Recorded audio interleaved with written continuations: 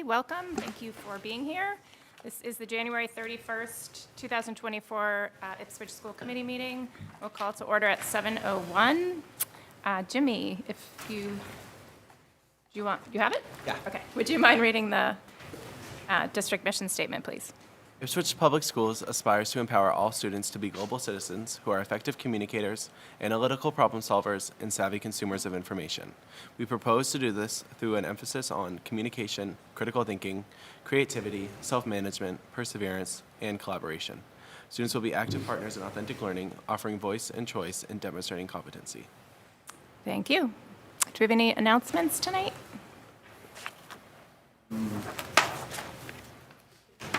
School committee announcements? Yes. Sorry. I have announcements. I have some. No, I got them. Sorry. The school committee will meet tomorrow, February 1st at 7 p.m. for the second night of budget presentations.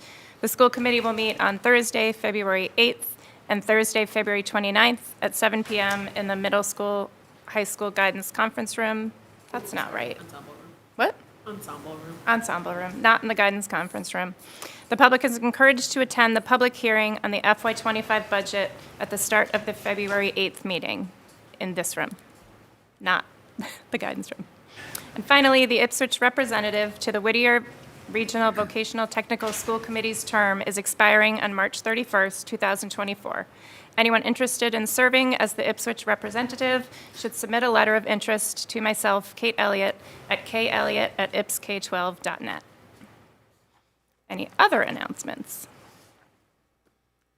I have a quick one. We got some feedback from a community member about having trouble hearing us. So I just want to ask all committee members, especially on this side of the room, to please speak up. And it was more in the room. I think we are pretty well picked up on the microphones for the people at home, but just in the room, if you could just try to project your voice, please. Thank you. Any special acknowledgements? Nope. Okay. I'll just take a minute to thank everybody here and thank Tom Markham and Dr. Blake particularly for putting the budget together this year. I know it was a heavy lift and a lot of work, so thank you to everybody for all of your efforts on that. I don't have any remarks from the chair tonight. Do we have any public comments?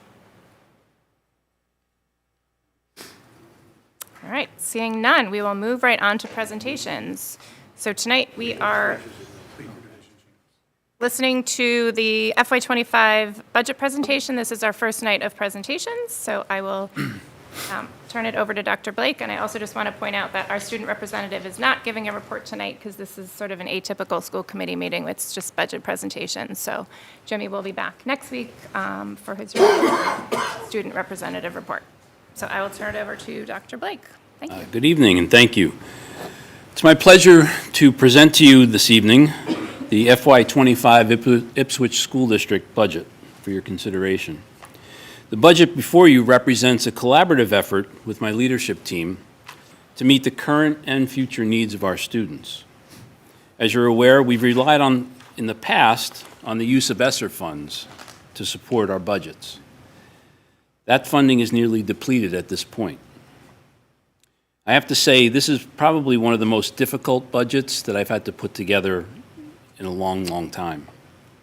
I want to start by thanking the members of my administrative team for their collaboration and creative thinking as we put this budget together. In preparing the budget, the leadership team met on several occasions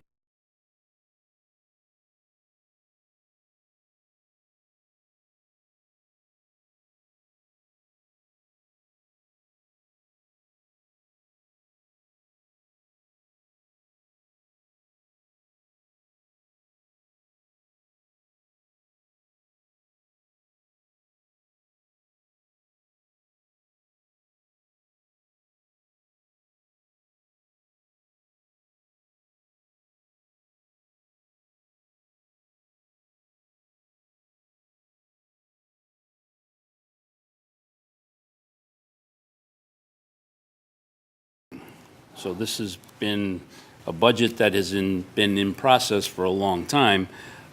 We had to make some additional adjustments in the budget because we received some confirmation from the state that we're likely to lose a significant amount of our Title I funding next year.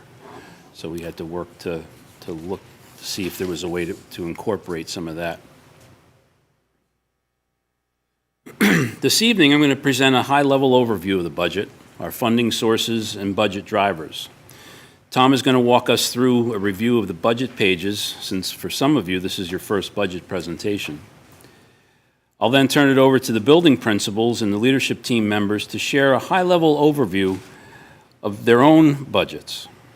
Our hope is to present a high-level overview of the budgets and then answer any questions that come up tonight and tomorrow night. We're presenting the budget earlier this year in order to give ample time for the public and the school committee to have input and deliberate on the budget before having to take a vote at the end of the month, the end of February. We have a schedule of meetings at the end that I'll be sharing this evening. Again, I want to thank the leadership team for all their work that they put into developing this budget and for being here tonight to answer any of your questions.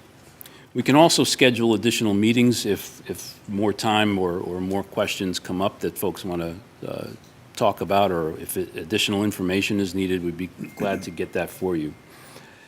I also want to acknowledge the art department, our students, and Tom for some of the photography that is here in the budget book that they did. The artwork in the budget book itself is amazing. So let's get started. I'm going to ask Tom to come up and walk us through a refresher on the budget sheets that are in your binder.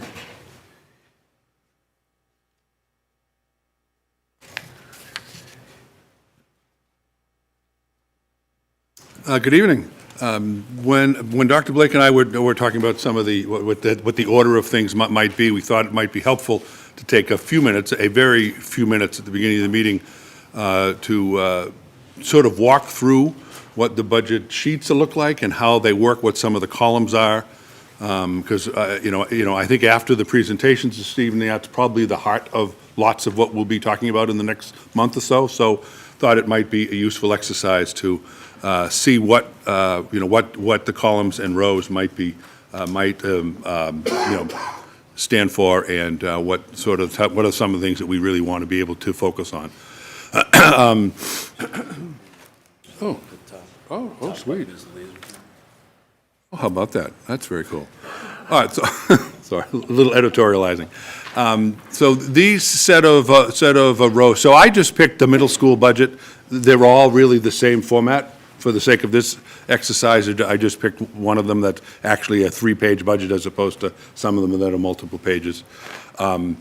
What we have here, we have major headings.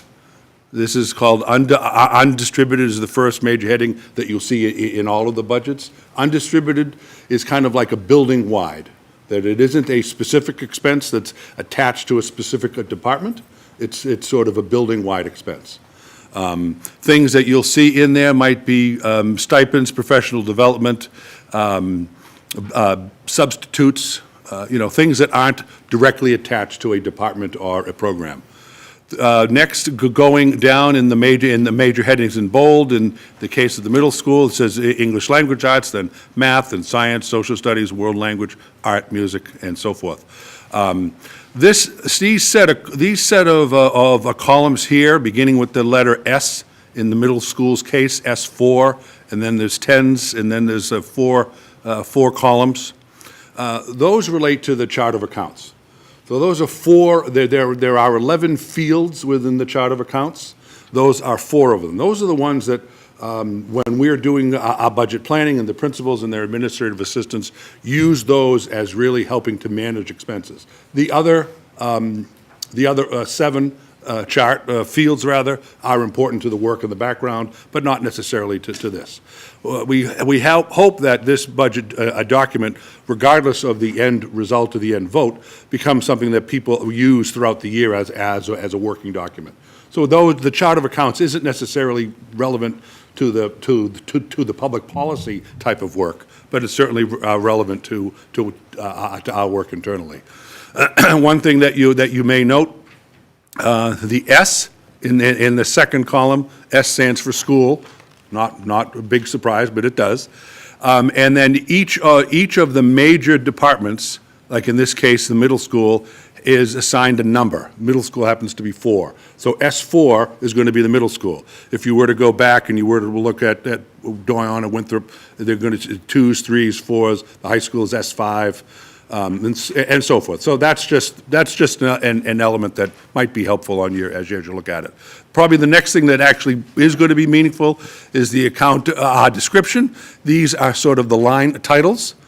They're not fully descriptive in terms of being very explanatory, but they are the account, titles. In most cases, it is fairly self-explanatory without some specificity. For example, we'll pick on English language arts. The first account title, the first row, is called professional salaries. Professional salaries, so the word professional is also an important one to appreciate, because while we consider every employee in the district to be a professional, right? We're all wonderful, competent adults that build a trusting relationship with kids. In the scheme of things, in the Massachusetts Chart of Account, a professional is a person who is licensed. So a professional salary is going to be a teacher, it's going to be a nurse, it's going to be an administrator, someone who holds a license to do the work of their job. There'll be other rows that are also, there'll be salary lines, but may not require a license, so they would not be distinguished as a professional salary. Okay. The next set of columns are just sort of a peek back. So throughout the entire book, you'll see a yellow column and a blue column. The yellow column will represent fiscal year '24, the year that we're in. So if you want to take 1 year look back at a comparison, that's certainly the place to do that. The blue columns are going to be fiscal year '25, the budgets that we're talking about tonight, and for the foreseeable future. So the first 2 columns represent FTEs in terms of the numbers of staff members, FTE full-time equivalent. So a full-time equivalent would be a 1.0, but if someone works part-time, works less than a full-time a week, there will be a fraction thereof. If someone, for example, works 4 days instead of 5, there would be a 0.8. Someone works half-time, or maybe it's the number of hours versus the number of days, depends on the position, depends on the capacity of the work, but that could be a 0.4, a 0.5, could be potentially a 0.2, maybe if someone works 1 day a week. So that's sort of where, so if you look at how can you have a 6.4 number of staff, that's how you would do that. FTE standing for full-time equivalent. So that, all in yellow are the staff complement as it exists this year. The blue is the staff complement as is proposed in this evening's budget. And the next column over is what is the change, if there is any. Has it gone up, has it stayed the same, or has it gone down? The next 3 are columns in white. This is how we finished fiscal year '23. So we're going back a full year with 12 months sort of under our belts to be able to look at what the full year of fiscal '23 was. The yellow column again is fiscal year '24, the year we're in, and the blue column is fiscal '25, the year we're proposing. So everything here in this large box in the center, under the heading Superintendent's Appropriated Budget, is the budget that is attached to the budget request that we will ultimately make to the town and bring before town meeting. As far as what would we be asking to appropriate from the tax levy and have the town meeting ultimately approve. Here on the far right of the page in the 4 columns there, where it says other funding sources, fiscal '25, that's where other sources of funding come into the budget to either support what we're doing or to offset by a particular cost. Those are going to be things like grants, revolving funds, any fund that we may receive revenue from. When we get further on down, there'll be a revenue fund from, say, school bus transportation, right? So parents pay a fee to ride the bus. So we're going to take some of that revenue that we received and offset the cost of of running the bus operation, those sorts of things. But these four columns under other funding sources are not necessarily subject to appropriation by town meeting. We have applied for a grant, whether it's maybe a Title I grant or a special education grant, that the state or federal government has determined that Ipswich is eligible for a certain amount, a certain volume, a certain number of students served in an eligible population. So those dollars aren't attached, if you will, to the bottom line of what we're requesting from town meeting to spend. But they're brought into the budget, and we need to be clear and transparent, so we're not only the school committee, but the community at large needs to know what it costs to run the Ipswich schools. So that's sort of a very broad overview to helping sort of walk through, what the rows and columns mean. I thought that might be a great way to start, just to say what the slides look like and what they may mean. Certainly, as questions come up, and they certainly will be, whether we're in a meeting or offline, don't ever hesitate to reach out and say, hey, what does this mean, and why is this going up, or how can someone be 11.25? So anyways, I hope that was a useful start. Thanks. Thanks, Tom. Thank you, Tom.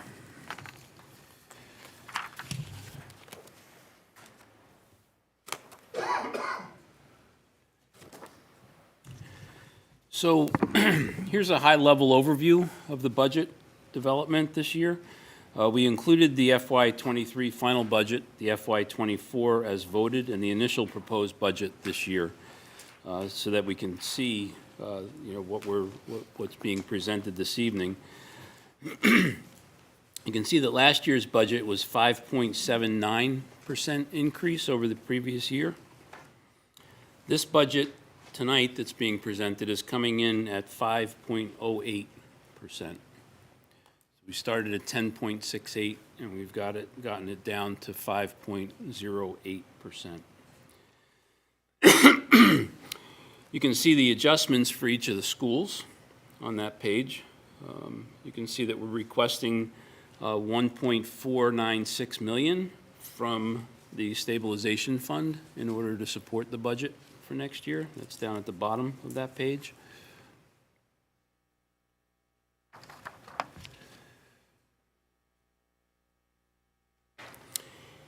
On this slide, and this is all in your budget book as well, we can see that the number of FTEs contained in the budget, again, we have 23, 24, and what's proposed in 25. That's all employees in the district. So we're seeking to add 5.73 FTEs, and Tom just talked about the fractional number, so we have some adjustments in the budget that are, maybe going up a tenth or down, et cetera. But overall, we're looking to add 5.73 FTEs to the budget. The middle of this slide shows the total appropriated budget and any supplemental appropriation that the district received. You can see that this year's budget is a net increase over the prior year of $1,913,910 for that increase of 5.08%. And then finally, at the bottom, you can see the funds that are coming from other sources to support the budget. Again, this year, because of some of the budget drivers and the reduction in our ESSER funds, we're coming to increase our reliance on several of these funds, while some of them have decreased. Most notably, we're offsetting some of the facilities charges to the EDP program this year. We're increasing our use of school choice funds and using some of the special education stabilization fund. We're using less circuit breaker funding for this coming year. And you can see that our state and federal grants are considerably down.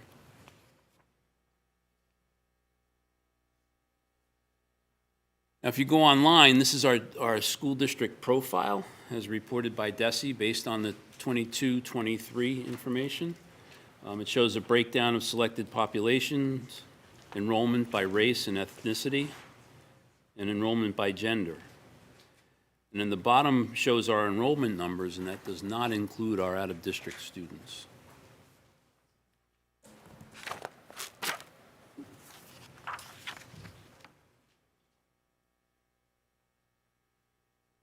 More locally, these come right out of our buildings and our monthly census counts. So this goes back to 1920 school year and our projected enrollment for next year. This includes all students. As you can see, we have 1,626 students overall this year, and we're projecting 1,629 for next year.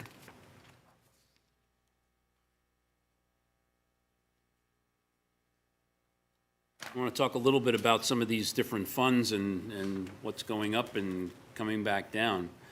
So as we've been discussing since last year, we are expecting a sharp decline in our federal funding. All the ESSER money that has been helping to support our budgets the last 3 years is now going away. We also received word just yesterday, actually we got an email I think a week or so ago, and then it was confirmed yesterday morning that in all likelihood we're going to be losing about $85,000 in Title I funding for next year. And that's based on census data that DESE is looking at, and also your free and reduced count numbers. Not sure if it's going to come to fruition, but they sent it to us a week ago and then confirmed it yesterday. I've got to think that there's something to it. So we spent time yesterday talking about, okay, how can we make some changes in the budget to perhaps support this. We expect level funding of our other grant programs, Title IIA, IDA, and preschool, but you can see the significant decrease in what we're expecting in terms of federal funds.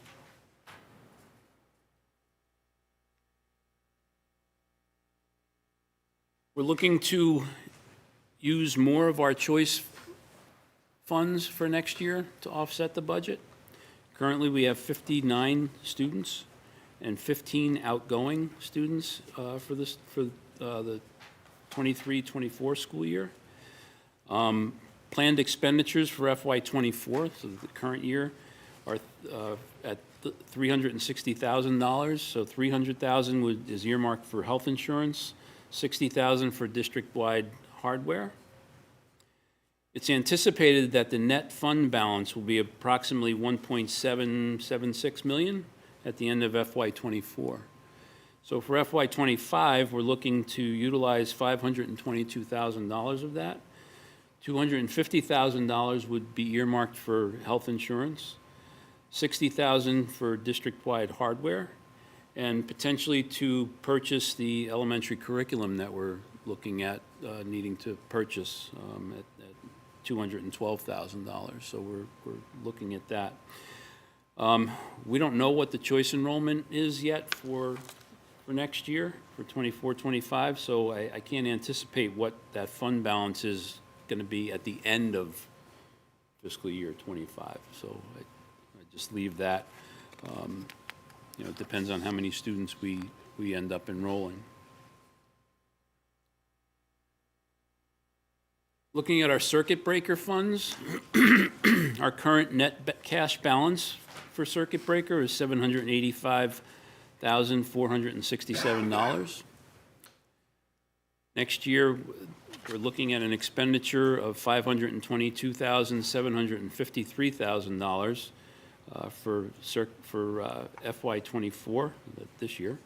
That's based on the expected FY23 year reimbursement. So the circuit breaker funds come in a year after you expend them, and it's based on a percentage formula by DESE. And we're anticipating that it's going to be funded at the 75% reimbursement rate of eligible expenses, and that's tuition and transportation. The DESE reimbursement rate for FY25 hasn't been determined, so for planning purposes, we're looking at a 75% reimbursement rate, and that's what's been budgeted, using what we know year-to-date special education costs are, so that when eligible funding is available next year, that's what we're looking at to come back. We're also budgeting to access 50% of the projected net circuit breaker balance next year.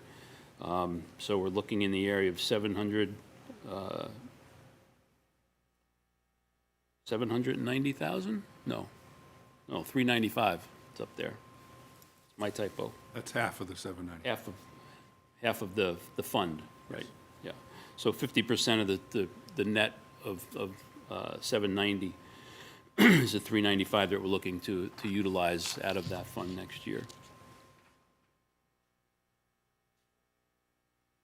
The district has a number of what we call fixed costs, things that we really have very little control over. These are all on page 85 of your budget book.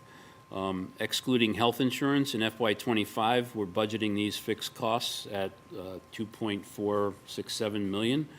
It's broken out into your retirement, Medicare, workers' compensation, unemployment, our insurances, sick leave buyback, those types of things. And again, that's all on page 85 of your budget book. We're expecting a significant increase in that line.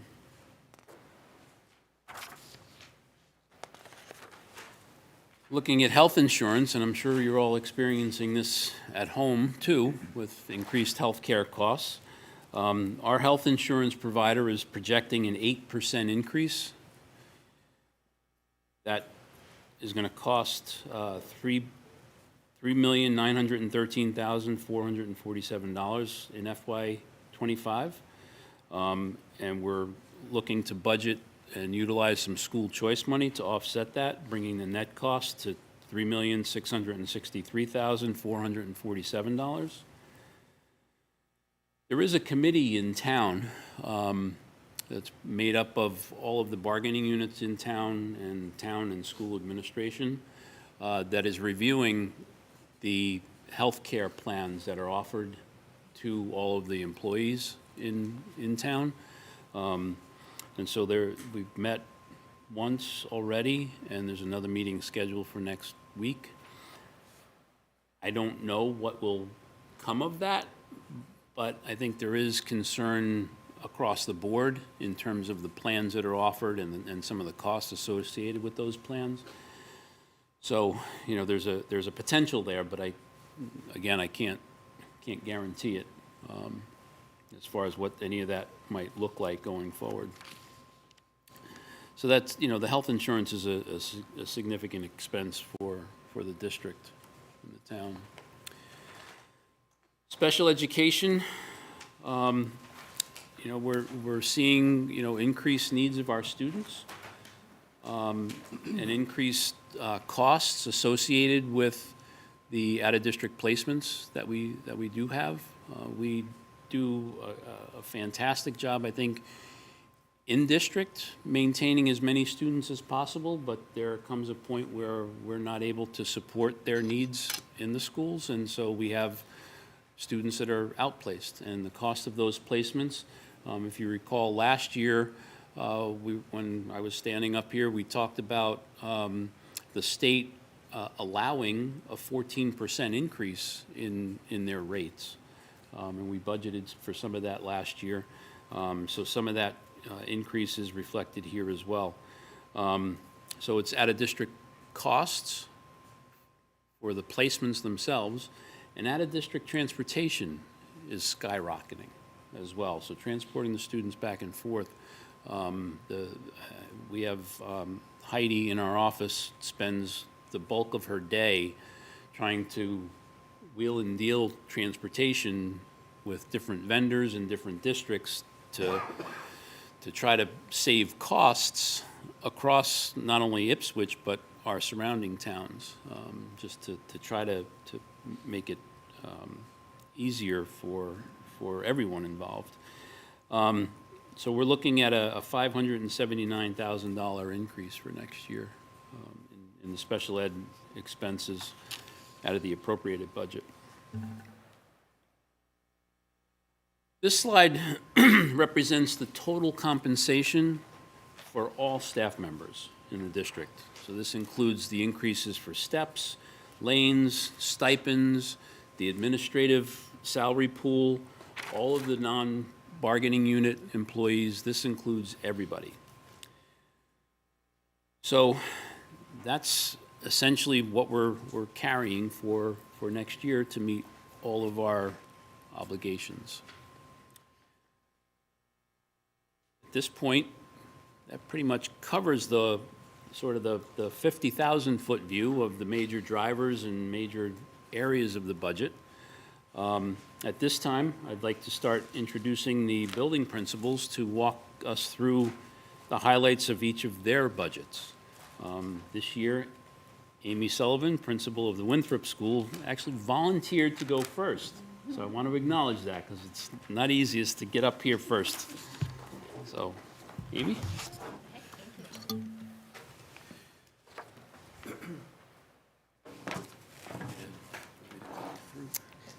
I can do it. Thank you. Good evening, everyone. Thank you for having us. Beautiful picture of the Winthrop School. We each start off our budget presentation with a piece of artwork that we feel is representative of something either happening at the school or the past year. And so this is a bulletin board that had been in our lobby for quite some time.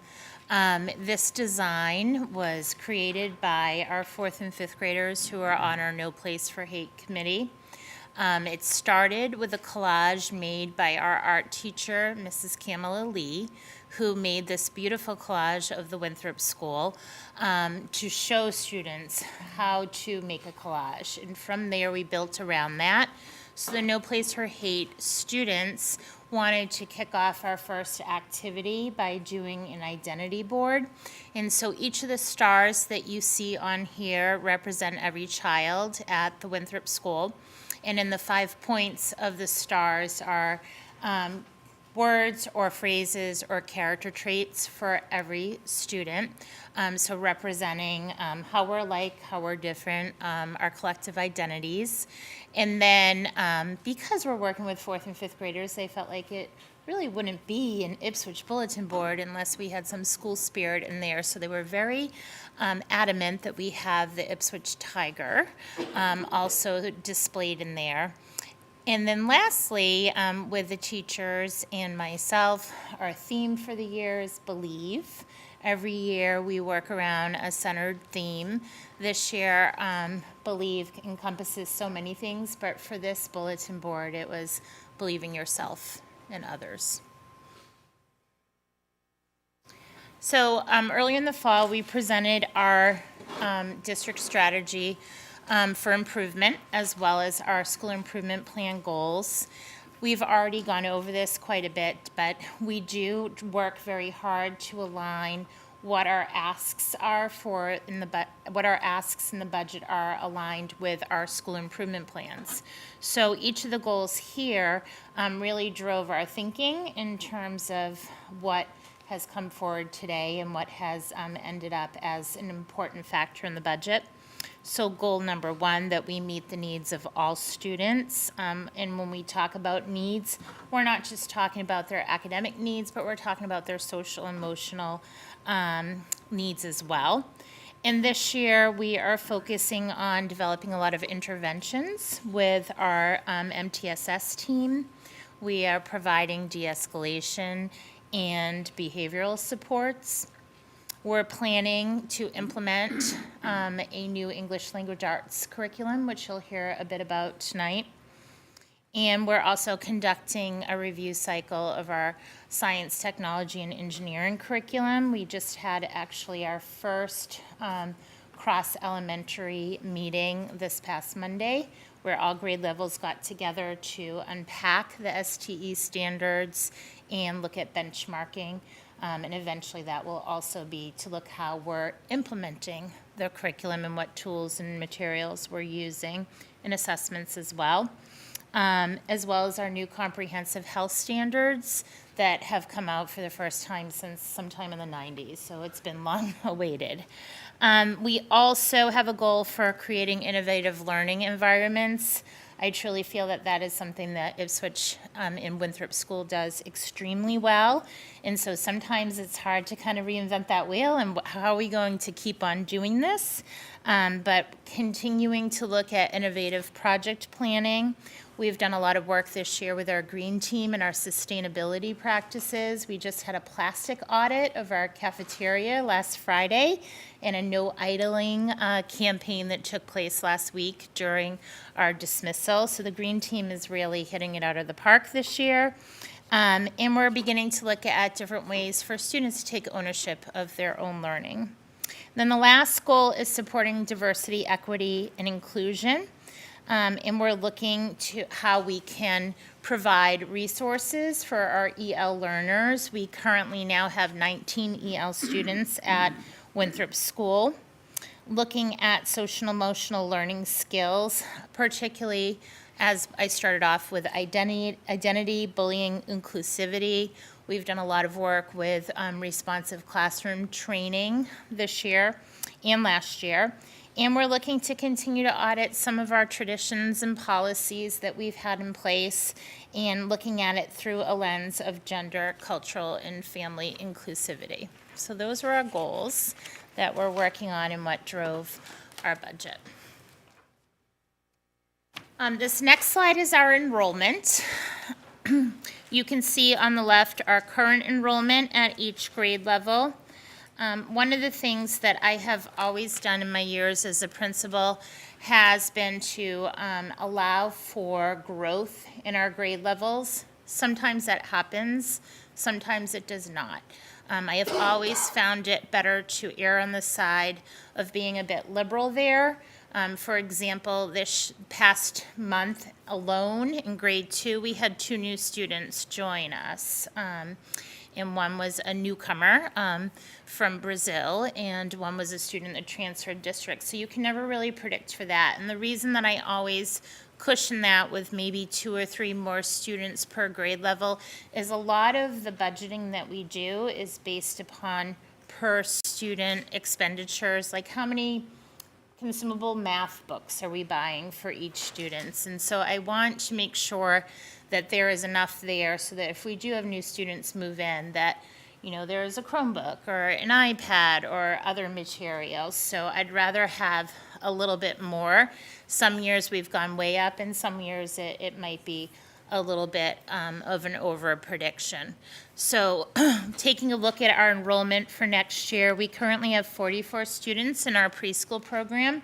We still have 6 slots remaining for students that will be turning 3 and joining our program as they become identified from either leaving birth to 3 or early intervention and then coming into our preschool program. So that's very typical that you see a preschool will grow in numbers throughout the year. And I do think that we will end the year closer to 50 than 44, but 50 is our maximum. So we could range anywhere between that 380 to the low 400s for next year. So that's our enrollment. So Winthrop budget highlights. The budget that I'm presenting tonight has a total request of, let me get this right, look over here for my eyes, $5,344,388,000. The total increase from last year is $49,196, and it represents under 1% increase, which really was quite a heavy lift this year to get it to be under 1%. In my previous 2 years in the district, I believe I have started off in double digits. So the reason that that is representative of a 0.93% increase is because I was very aware that at Winthrop School we had many ESSER-funded positions. And I wanted to be able to bring forward the ask to keep those in the budget. I think that the thinking around ESSER funded was that we were going to receive funds to get us through the pandemic, and that eventually the cliff would fall off and those positions would go away. My budget was pretty unique in that we had a number of ESSER-funded positions that have become a core of our school, and I wanted to take a moment to explain those. So the first you'll see is a special education para that was added to the budget. At the time, that was because a direct need of students. Student needs are never static. We graduate students that move on to grade 5, but inevitably we also have new students coming into pre-K and K. And I don't think that it would come as a surprise to any of you that some of the needs of our students that were born during the pandemic and did not have access to early childhood programs are coming into our preschool and kindergarten with higher needs. So I don't see, in looking at the student population next year, looking at IEP plans and the global developmental delays of students, that we could reduce a special education para. So although that was funded by ESSER position, there is very much a direct need to keep that para in our building in order to meet the needs of students. So that is the first ESSER-funded position that was in our budget. The next is a therapy assistant. So this therapy assistant is actually a CODA, and a CODA is an occupational therapy assistant. The way our schools are structured right now is that we have an occupational therapist that comes in and oversees the services, oversees the assistance in terms of delivery of services, and attends IEP meetings, writes the IEPs, does the evaluations. But the direct delivery of services actually comes from the CODA. So the CODA is the person that's delivering any child that has occupational therapy on their IEP. That's a position we simply can't do without. It had been charged to ESSER, and we will now need to bring that into our operating budget. The third line down, you'll see a kindergarten para. This has come at it in a little bit of a different way. In my first year here in 2021, we were working on increasing our co-teaching model, and we had tried out a co-teaching model in kindergarten. So historically, each of our 3 kindergarten classes at Winthrop and also our 3 kindergarten classes at Doyon School have a full-time paraeducator and a full-time teacher. If you have ever been in a kindergarten classroom, you know exactly why we have a full-time paraeducator at kindergarten. So in my first year coming here, I took over the 2021, or the FY22 budget, school year 2021, and we had reduced a kindergarten para because we had brought in a co-teacher. So we let go of the kindergarten para, and it has stayed in the ESSER funding because we had those funds available. We definitely cannot have 2 classes with a kindergarten para and 1 class without a kindergarten para, so that position also needs to come into the budget. The next 3 lines are what Dr. Blake was talking about in regard to our Title I funding. So these were recently added. So in January, we receive a prediction, if you will, from the state about what our Title I funding will look like. It's based upon census data, and it's based upon free and reduced lunch data. So we all know that during COVID, we had free and reduced or free lunch for everyone. And this year, Massachusetts voted into law that we will always have free lunch, so yay. That, however, means that there may not be that sense of urgency for families to fill out those free and reduced lunch applications as they have in the past, because it's free for everyone. So it is something that we work really hard to promote. I talk about it at back to school night. I talk about it in the newsletter. Like, please, please, please fill out these free and reduced lunch applications, because it does affect the funding that we get federally. And I also try to talk to new families that as you go forward in the district, that might be a free or reduced lunch bus fee. A free or reduced lunch bus, not lunch, a free or reduced bus fee, or also perhaps some savings on athletic fees and other things as the children go up through the grades. So I'm not sure if the reduction is simply based upon the number of free and reduced families that qualify for that, or if it's another funding formula. However, we did receive sort of an alert that we could potentially lose $80,000 of our $160,000 grant.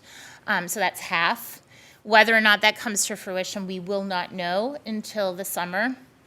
And so being that we have all this ESSER funds to bring back in, and potentially we might lose money from Title I, in discussions with Dr. Blake and Mr. Markham, we felt that it was better to plan for that happening, even if it doesn't. So the way that this has worked in the Title I grant is we have funded portions of salaries through the local operating budget, the Winthrop budget, and also through the Title I grant. Historically, that has funded those three positions that you see there. One of them is our reading specialist.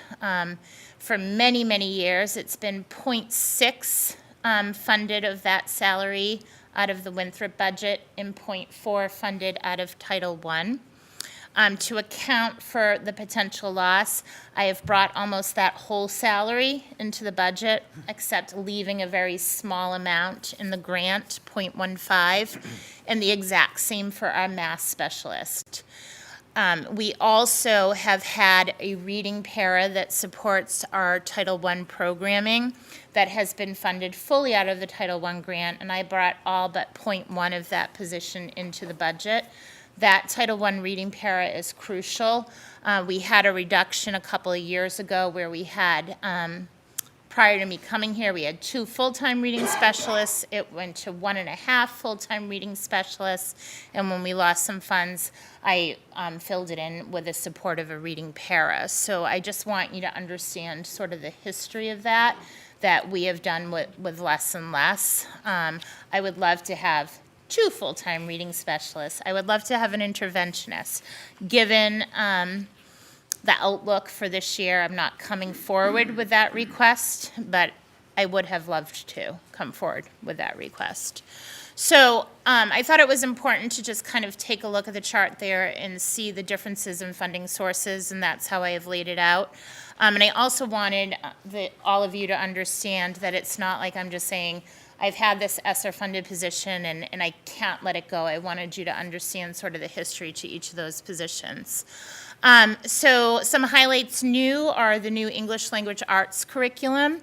Dr. Blake mentioned that is probably going to be $212,000 across the elementary schools, or $106,000 at each elementary school. Where that is a one-time expense, we didn't want to put that in the fiscal year FY25 ask, and so we're hoping to offset that through either FY24 end of the year expenses or choice or the choice account. And then the last piece on there is we also did have some of our instructional software and assessments that were bought through ESSER, which we're using now to look at student growth and data. And so you will see an increase in instructional software of about $10,500.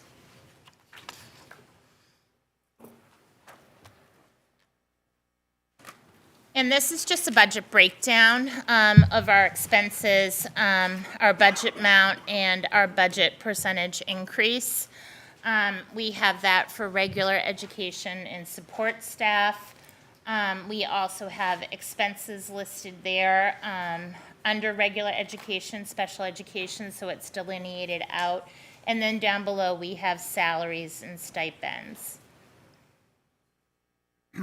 And that's mainly my presentation. It's not very lengthy this year, but I certainly thank you for your time, and I'm open to any questions you might have about the Winthrop budget. Do we want to go school by school and ask questions, or do we want to do both elementaries and then questions? We'll budget paint the whole picture, and then we'll come back and Okay. Because I think some questions may be answered, and you'll see some, Okay. we'll see in different budgets how things go together or not. Some things build on one another. All right, thank you very much. Thank you. So next up this evening, presenting his first budget to us this evening is Mr. Peter Holtz. Welcome, Peter. Thanks. All right. Just either the space bar or that one. Okay, got it. Oh, it's two. All right, so I guess this is, it's not quite as sunny a day as it was over at the Winthrop, apparently. But there's our school. That's all right. So, and actually, you can see this out right on the right side there. This is our art piece. So this is a mosaic mural that was created by the students under the guidance of our art teacher, Holly Bendizu, and our artist in residence, David Fletcher. That was paid for through a Payne grant. And also a grant from the Mass Cultural Council. I believe that was last year.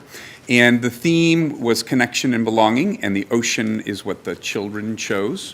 So, of course, it's appropriate that we are on the voyage of the Paul F. Toyon Memorial, the ship that we talked about before.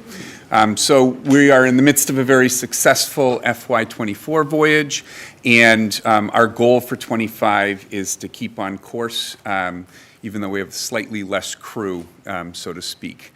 I will say that this is my first budget experience, and I learned it by going line by line through the sort of the descriptions and looking at where the money was. It was quite a learning experience. I am fascinated, and I'm just going to warn you, this is probably the most boring budget you'll ever get from me, because I'm learning. So in the future, I'll have an understanding of how it works and kind of how that can sort of help us discover, make new discoveries in the future. So there's my disclaimer, so to speak.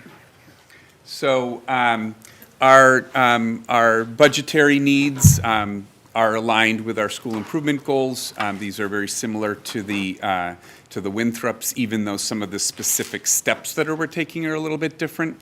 I think that a lot of the work that's already in place is aligned to these things, and I'm not making a lot of changes. There is one reduction that's going to make it a little bit more tricky, a little bit trickier for us to work on our third goal, around sort of exposing students to diverse perspectives, but I'll talk a little bit about that when we get to that place. All right. Our enrollment projections, I did make a mistake here. I'm realizing in my first iteration, I was trying to maintain a staff member. We have a K-1 class this year, and I was trying to maintain that. It's really 3 sections is what our projection is, not 4 for grade 1. But the class sizes are pretty accurate. We have we have two pre-K classes. One is an integrated pre-K, and that's the program that has some kids that attend 5 days, some kids that are 3, and some that are 2. And then we have our intensive pre-K program, and that's just 8 kiddos that are there 5 days a week. So that's why our numbers are a little bit differently. We're anticipating with the 3 and the 2 that we'll have a little bit more there. But essentially, our projections are pretty much in alignment with what we've got this year.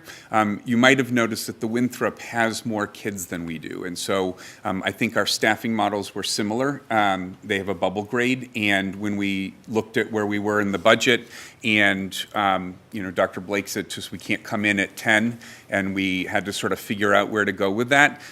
We made the decision that losing the K-1 position was something that we could do without affecting our class sizes significantly, and so that's why these projections reflect that.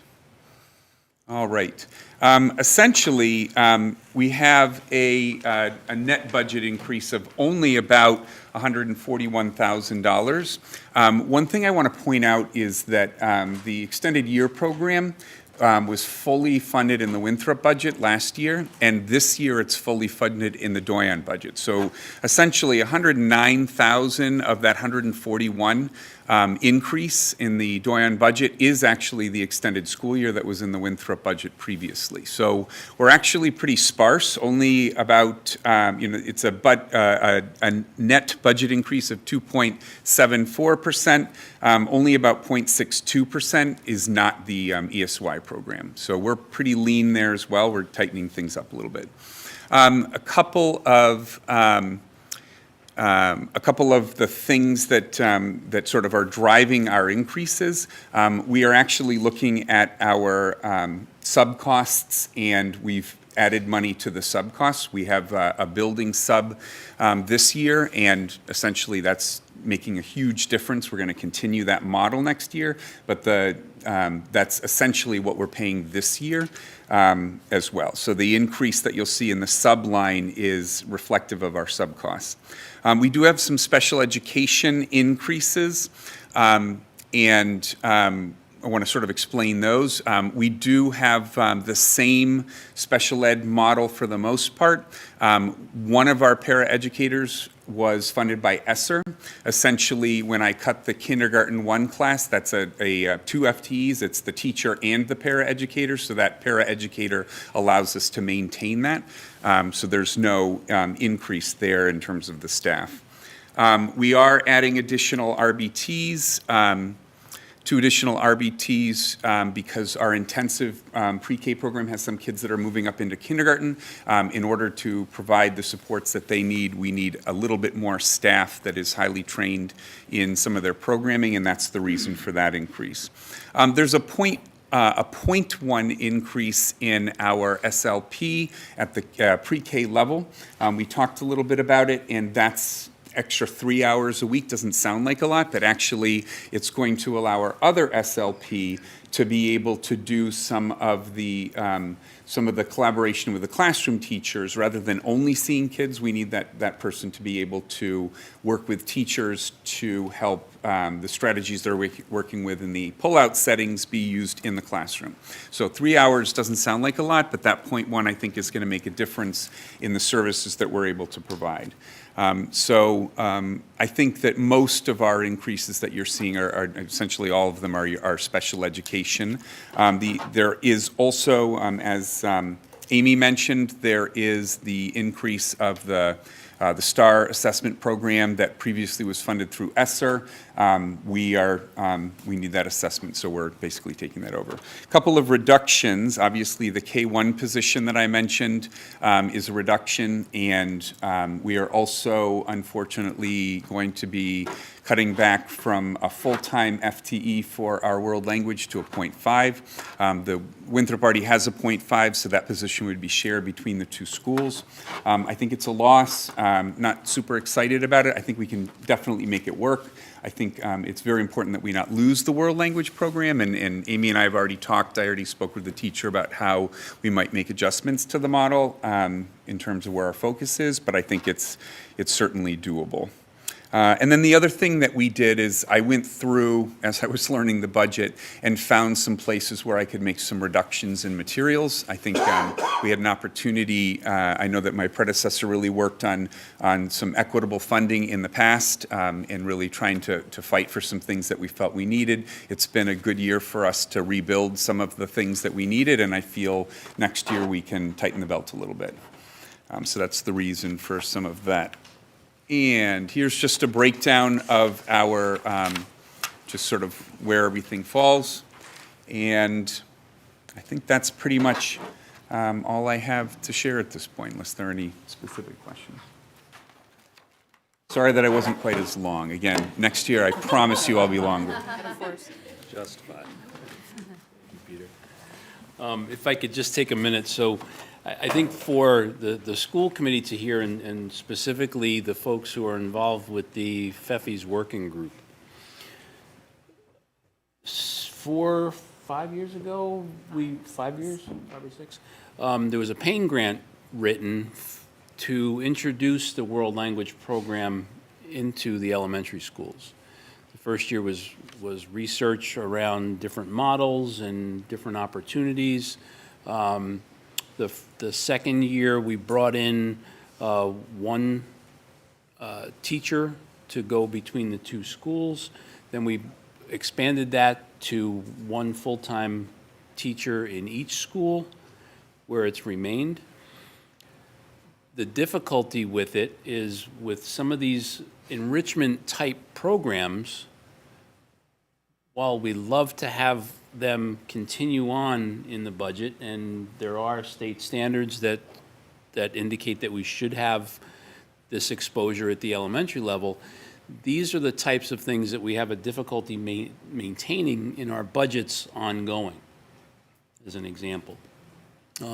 Because the way that the system is designed, we can write paying grants and bring in staffing for a year or two, and then if the programs are successful, which this is, the expectation is that that then becomes folded into the budget, which is wonderful in theory, but when we step back and think about what that means, in this particular case, you're talking about 2 full-time teachers, that's, shy of $200,000 that you're adding to the budget.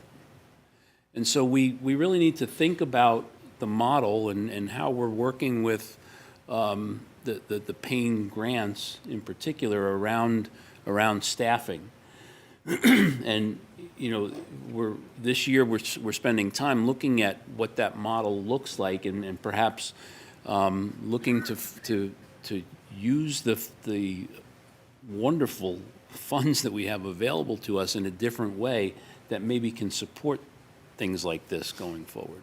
So I just wanted to put that out there because it wasn't clear how and why we got to this point. But I think it's important for folks to know and understand that.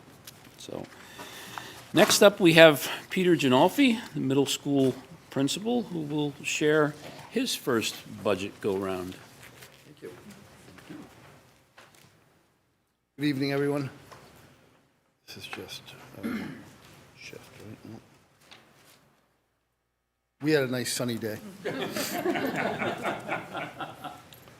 Couldn't get the wind that would have billowing the flag would have been nicer, but couldn't order that. Picture I chose to show was one that really encapsulates us. It's all of our students, all of our staff together, which really is what middle school is about, going back to people took psychology back in college, Erickson's stages of development, peer versus self. Everybody wants to be the same in middle school. High school, they all want to be different, but middle school, everyone wants to be the same. So we have our kindness shirts where everybody is wearing the same shirt that's part of our kindness club, and that was a really nice day. Sean and I had a lot of fun setting up the cones to make the IMS. So our budget is pretty much a level service budget as much as it can be. We do have some drivers in here. These are our goals. We definitely want to, we do have a lot of special ed in our budget. It's because of the nature of the students that we have. We have had more, this current 6th grade has more students with those needs. They'll be in 7th grade next year, so that's a big part of our budget. You'll also see the building substitute, the formerly ESSER-funded building sub, which I'll talk about a little bit more, and as well as our iReady, which was also funded under ESSER, and I'll get into that later slides, but those are 2 things I definitely want to talk about. Down at the bottom there, one of the things are really just a huge part of what the middle school model is all about, focusing on themes of social justice, equality, and emotional health. The way the middle school model works with a group of teachers surrounded by, working with the same students and common planning and sharing is just the best way to support middle school students. They're going through such changes, and if we had to reduce our budget much more, we'd have to break that model and turn it into a junior high model, which I don't think anybody would like to do. It's certainly not in the best interest of our students. And that, hopefully we're not going near there. I don't think we are. Here's our projected enrollment. Our excuse me, our incoming 6th grade is a little bit smaller than our other 2 classes. Our other 2 about the same. And you'll see a little difference. Our 8th grade classes are a little larger because we have a different model there. We have six sessions instead of 7, we have 6. 2.5, 1.5 science, 1.5 ELA, math. So we have shared teachers. We have 2 teachers that teach both 2 subjects. One teaches English and civics, and another teacher who teaches math and science, which is very difficult to find. So there's one less smaller class there, so the numbers are a little bit higher. Here is where I want to get into these pieces a little bit more. We met earlier in the year back with our program managers, Dr. Hedgedis, and all the principals, just to see what our needs were with who's coming up from 5th grade, who's going up to the high school. So we have comings and goings. That's reflected there in the first piece. We do have a need to increase 1 paraprofessional based on IEPs of students that are coming up. However, we were able to reduce 2 of our RBTs based on who's moving to high school. So we do have a decrease in staffing, and that's definitely helped our budget, which you'll see later on. Excuse me, I had COVID last week, and I still have a little bit of cough. I'm not positive, though. I tested many times. Our iReady software is, that's our diagnostic software. It's also used for instructional pieces as well. Those type of things such as Lexia, iReady, some others are, there's a number, almost every school uses those. Those came into a lot of use during COVID. They were being used before that in a lot of districts. My prior district used those all the time, but I believe they started in Ipswich, is that correct, around when COVID started? That's just coincidental. That's not something extra that COVID added. That's not something that they said, all right, we have ESSER money, what can we look for? Oh, let's get this. These are things that were coming just through the nature of technology and the needs. So it was funded by ESSER, but it's an important part of our budget.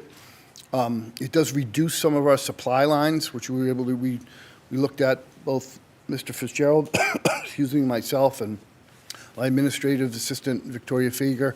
We looked closely at our supply lines, and we're able to reduce a number of things. There's traditional school paper, pencils, just a little reduction there because we are a little more reliant upon technology. So we were able to balance a bit there. And the next thing is our building substitutes. I went back to look at past budgets back to 2019, and I saw the line item there for substitutes was higher back 5 years ago, was higher than our current line because the subs would needed more. Over that course of time, we've increased the rate of pay for subs to try to attract more. As you saw in the superintendent's newsletters that went out for the first probably 3 months, there was it might even still be in there, just a call for more substitutes, trying to find substitutes. It's very hard to attract substitutes. So they have been increased more. Excuse me.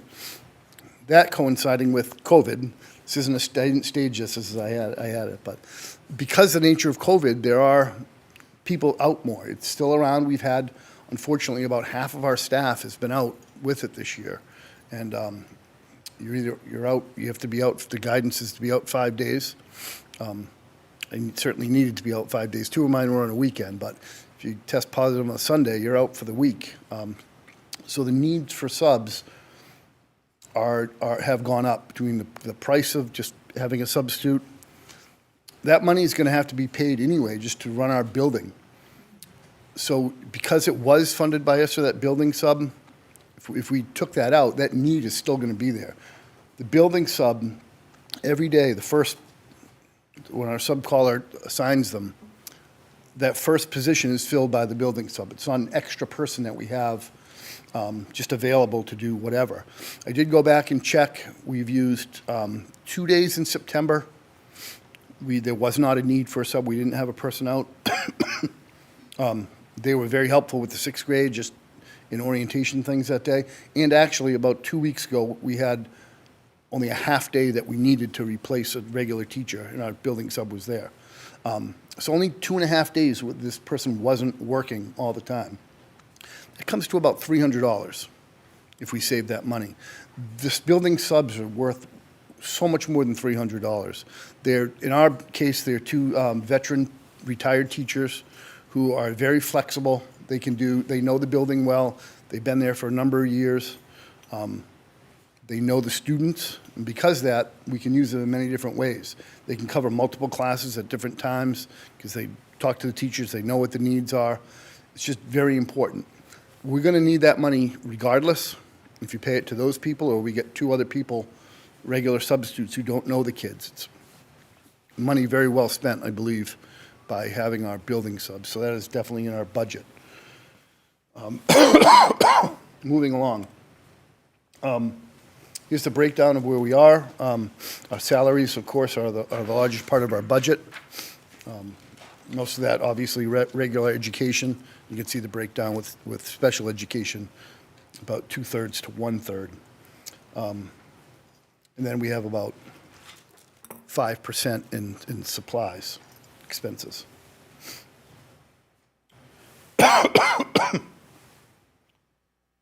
So our total increase, we're at 1.02%.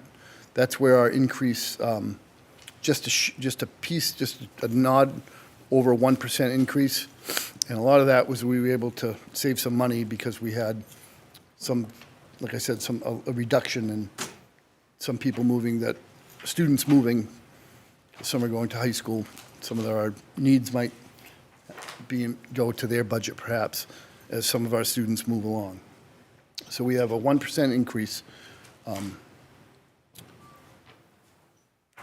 Where's that money coming from?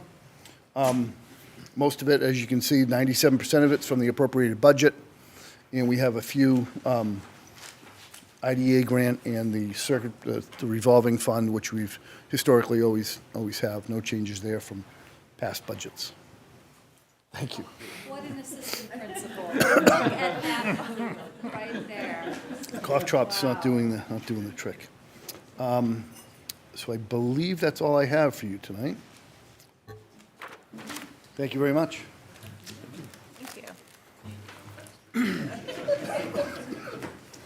All right, next up is Mr. Jonathan Mitchell, who will present the high school budget. Good evening, everyone. You'll see that very quickly that I'm last, but I'm certainly not least of the schools in terms of the budget increase. There is so many great pieces of student art that our teacher shared with me that I had a hard time picking one, so I picked this landscape by Lacey Greenwood. I love birch trees. So IHS is a collaborative community that fosters equity among learners. We engage in the personalized acquisition of the skills and knowledge essential to becoming successful, contributing, and responsible citizens. So here's our goals. And as my colleague said, we try to tie our goals right to the budget. So if you look at our priorities from the goals, you should see those evident in the different lines. So I'd like to call your attention to the first goal in the phrase, supported with appropriate interventions. So one of the things that is driving us is staffing for those kind of interventions. I'll get into that in a minute. And also the second one, the authentic learning experiences, particularly the dual enrollment opportunities that we've provided over the last couple of years. So here's our class size breakdown.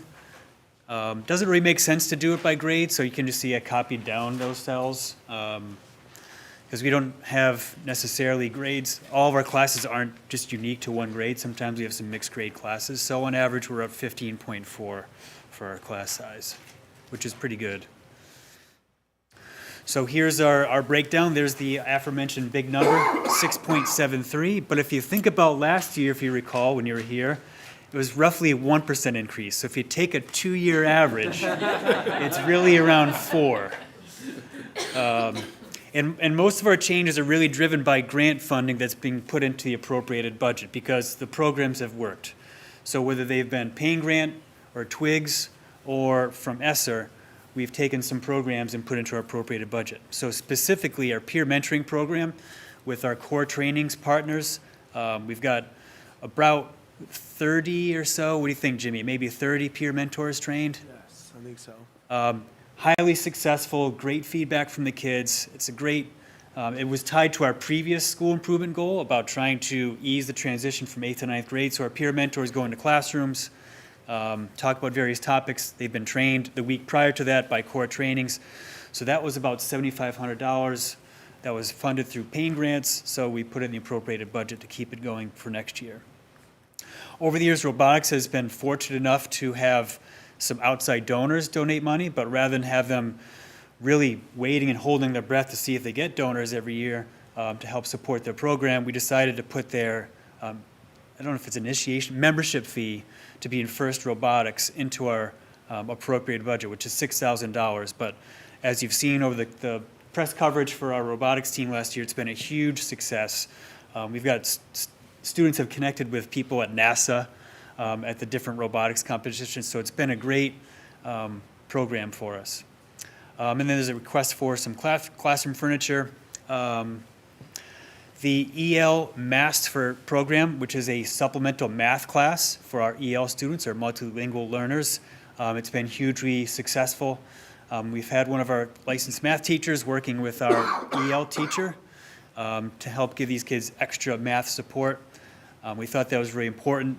I would also like to note that that is about $39,000, but that includes 0.2 at the high school and a 0.2 for the middle school. So I'm being generous to my new colleague at the middle school, Mr. Janolfi, because we're including that full 0.4, not just 0.2 in the high school budget for that math program. You're welcome. So the other program I was talking about before about the making sure we're supporting our students with appropriate interventions. We're moving the school adjustment counselor that was previously paid through ESSER into the appropriated budget. You don't have to look very far in the media to see how much adolescents are struggling with their mental health. I think you've heard me say before in previous meetings that students, if they're not in a great frame of mind, that doesn't matter how great the teacher is in front of them, if they're in a state of crisis, they're not going to be learning in the classroom. So those key positions, while they're not instructional positions, are also equally important to the academic success of our students. The second goal I referred to before, the North Shore Community College, that's what NCCC stands for. We have a dual enrollment class that's had about 25 students in it this year, where the students get North Shore Community College credit as well as credit at the high school. And it's a class called Intro to Higher Ed. And we target students who we think are kind of on the fence about going to college, or maybe they're first generation kids, so they might need a little bit extra education about what it's like to apply for college and what kind of skills and knowledge they need to be successful once they are in college, so they can see it all the way through 4 years and get that college degree that's so important in our economy. And then with special education changes, we have 27 eighth graders coming in on IEPs and only 12 seniors going out. So, the difference is 12. So we're going to have 12 more special education students next year than we do this year. So we're adding a paraprofessional to the budget. The second bullet there is just mostly a note for me because we've spent some of our appropriated budget money on stuff that was TWIG related. So I want to make sure that when I'm looking at those lines in the future, I don't assume that we actually spent that money from the appropriated budget, so I artificially inflate those lines for the next one, for the next year. I also noticed something today. I was giving advice earlier to my other colleagues about the budget presentation, never to volunteer more information than is asked, but I'm going to do it anyway. So in the health services part, you'll see that's a $78,000 number, and I saw that, and I don't know how I missed it the first time. So Stacy Adams and I were looking, she's the admin assistant, we're looking through what could have happened. And last year, we had anticipated an outplacement for a student, and we talked about how we can't both anticipate an outplacement and also a staff member who we would pay to be with that student if he or she was to stay in the building.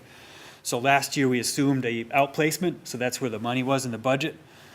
But that student stayed here this year, and we're anticipating that student will stay here next year. So that's why the one-to-one nurse for that student is in the budget for next year. So that's not listed here, but I just wanted to explain to you in case you saw that number, because you see the 70,000 plus a 127% increase, and that's going to raise some eyebrows. So that's a big reason why we have the increase. It's just staffing and taking stuff from grants and put in the appropriate budget. Because just because the grant money went away, doesn't mean the needs of the students has also gone away. So we're trying to keep level services and to make sure we continue to meet students' needs. This is our budget breakdown. Honestly, I don't really have too much to say every year on this slide. It kind of speaks for itself. And that's it for me. Thank you very much. Thank you. And in the last two budget areas, I'm going to ask Tom Markham to come up and talk a little bit about both the building operations budget and the district-wide budget for the district central office.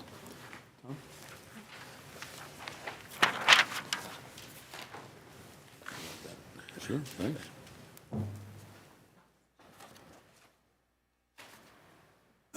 And good evening again. If we could start with the building operations part of the district services. Actually, if I could take a moment and just to compliment one of the things that Mr. Mitchell was referring to. His budget has in some ways been artificially inflated, just to be fair to him. And some of the services that haven't necessarily gone away as a district expense have moved with the students going into the high school. So there's a correlation there. And in two instances, there have been some district-wide services that I'm going to be speaking to here in the building operations that have gone from building operations to the high school as well. So they don't necessarily reflect a decrease in district-wide expense because it's still a necessary cost or an expense for the Ipswich Public Schools, but some of the high school budget is now bearing some of these costs that were previously expended elsewhere. So I think it's important to show that when Mr. Mitchell was talking about a 6.73% increase or his two-year average of 4% increase, it isn't entirely fair for me or for Dr. Blake not to acknowledge that. So, okay. So I think I'm now covered, right? I'm off the hook for next, okay. All right, terrific. So anyways, on the building operations side of things, one of the things that is important to note just from the outset of the conversation, that there is a budget decrease in district-wide building operations of $141,906. That represents almost a 6%, 5.89% decrease in the overall spending. Or the overall expenses, I should say, actually, the overall expenses charged to this section of the budget. So let's walk through a couple things very carefully. We are seeing for the first time in a while, I'm told, a leveling of expected utility costs. I think one of the things that I've seen in looking back at some budgets over the last 3-4 years, there has been continually some increases felt in the cost of utilities that were certainly related to increased costs of utilities, but some of those costs are beginning to level out a bit. So we did see some surplus balances, some available balances coming out of fiscal year '23. So when we were really sharpening our pencil, when Chris Race and I were sharpening our pencil, getting ready to meet with Dr. Blake around this, we thought it was most prudent to be able to reduce some of those lines. The biggest increase that we are projecting is actually information coming from the town with some guidance to expect a 7% increase in the cost of water and sewer services. So in things like gas and electricity, we're seeing those costs balancing, but we're anticipating a 7% increase in water and sewer. So there's a bit of a balance there. One of the other things that we talked about, last spring, we talked about it quite a bit at town meeting in asking the citizens to support the new roof projects. It's certainly more than reasonable to be able to see some reductions in our contracted services that had gone into becoming fairly routine maintenance over the last handful of years in really each of the buildings related to leaks and really some extraordinary poor maintenance concerns. But now with the 3 new roofs being in place, we're expecting to be able to reduce some of the costs of contracted services that had normally been pitched. I would also say in the picture from the Doyon School, it was a rainy day, and we were there to make sure the roofs were in good order. So that's why, okay, just, there you go, okay. But there are still certainly costs that go into the operation and maintenance of the buildings. We don't want to be able to cut that down too much. One of the things that I wanted to note, which is why you see at the very end of bullet number 3, is one of the particular needs that we're going to be working to address are some improvements to the school kitchens. That some over the course of the last handful of years, that had become something that really hadn't been really expended, quite a bit on. And there are 2 things that are allowing us in fiscal '25 to be able to expend some additional time and resources there.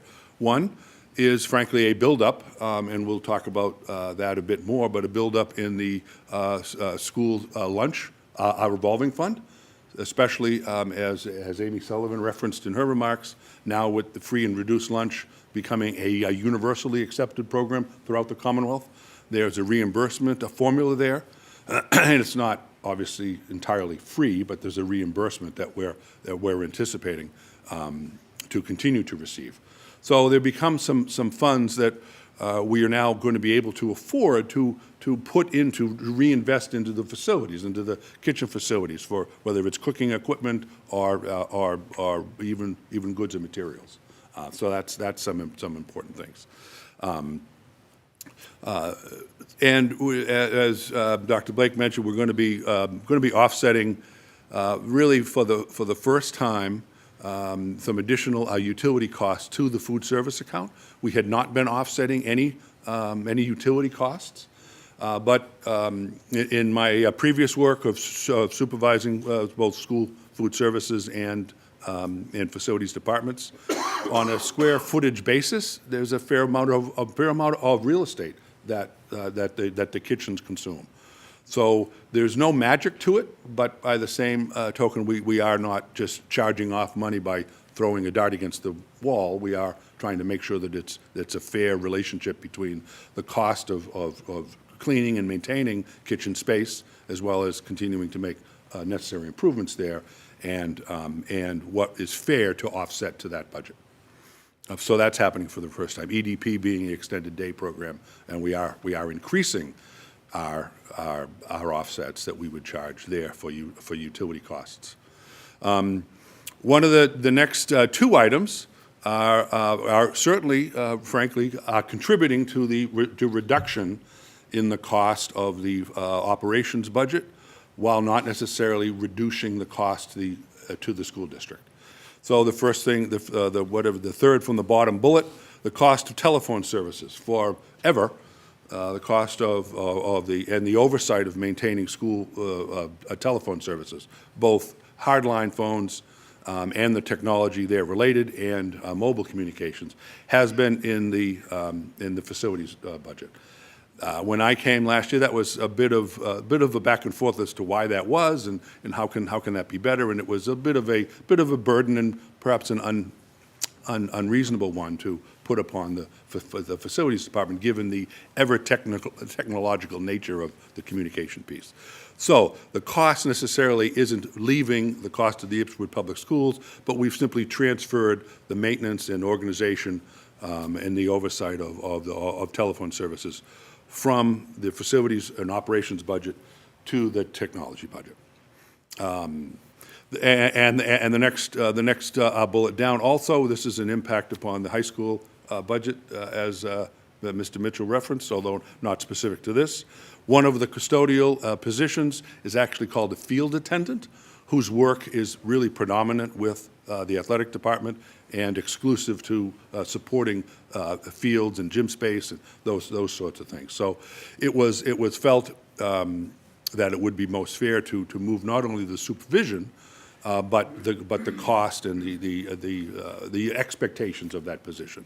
So that again isn't a reduction of FTEs. This isn't a reduction of personnel. It isn't a reduction of the cost of the position itself to the district, but it's been shifted from one budget, in this case, to the high school budget. And if you're looking closely, it is in the athletics part of the high school budget. So it's not under the lines, it's in the last section of the high school budget, that's called athletics. The last bullet here is something that the town administration has informed us to begin to plan for next year, is that we will be assuming the costs for snow plowing for all of the school grounds, parking lots and roads and sidewalks and so forth. I think while some of the details are still being worked out, I've been staying in touch with, obviously, Chris Race and the town manager's office about what that will look like. I think the contractors will stay in play, but would certainly just shift the cost of paying those contractors from the town to us. So again, in terms of, that isn't the cost that's going away from the taxpayer, but it's gone from the town budget to the school budget. So all of those things sort of net out at a $141,000 a decrease in the cost of building operations, but not necessarily a relevant requisite decrease to a decrease in the overall budget. So, you're up next, or I'm still going? All right, sweet. Central office at night, I guess. It was I was coming back from Dunkin' Donuts, and I said, this is kind of a cool looking picture. So anyway, The sun is not shining. the sun is not shining there either, by the way. It's dark. It's dark in the main office. That's right. They're burning the midnight oil, working in the budget. Okay, so moving along with district-wide and central office services. Here we are representing a net budget increase of $1,331,947, which is a 10.69% increase in the cost of the overall district-wide operations and central office operations. There's a handful of bullets here. I'm happy to certainly go through them, but maybe just highlight some of them, and then certainly we can speak to the pieces during some questions and answers. I think it's important, which is why we made this the first bullet, and it's a great sort of to be determined, right? We all are aware, and in all fairness and getting ready for appropriate working relationship with upcoming teacher bargaining. Next year, fiscal year '25, sees a new teacher employment contract that has yet to be negotiated, and that's going to be as it rolls out. We need to obviously do the best that we can to plan for such a circumstance, but it's critically important to note that we can't plan it to the point that we're pigeonholing even a placement amount, right? That's not fair bargaining. It's not good faith bargaining. That needs to be done, organically between the school committee and the collective bargaining group.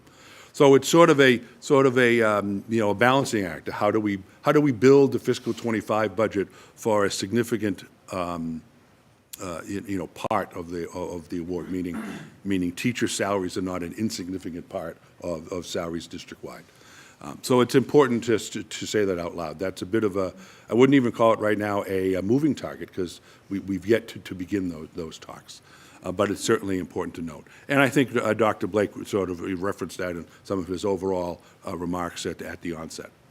One of the other things, the second bullet down, and you met Mr. Rick Mitchell a couple weeks ago when he was in to speak about the working to electrify the bus fleet, and the EPA grant that we were working on and applying for.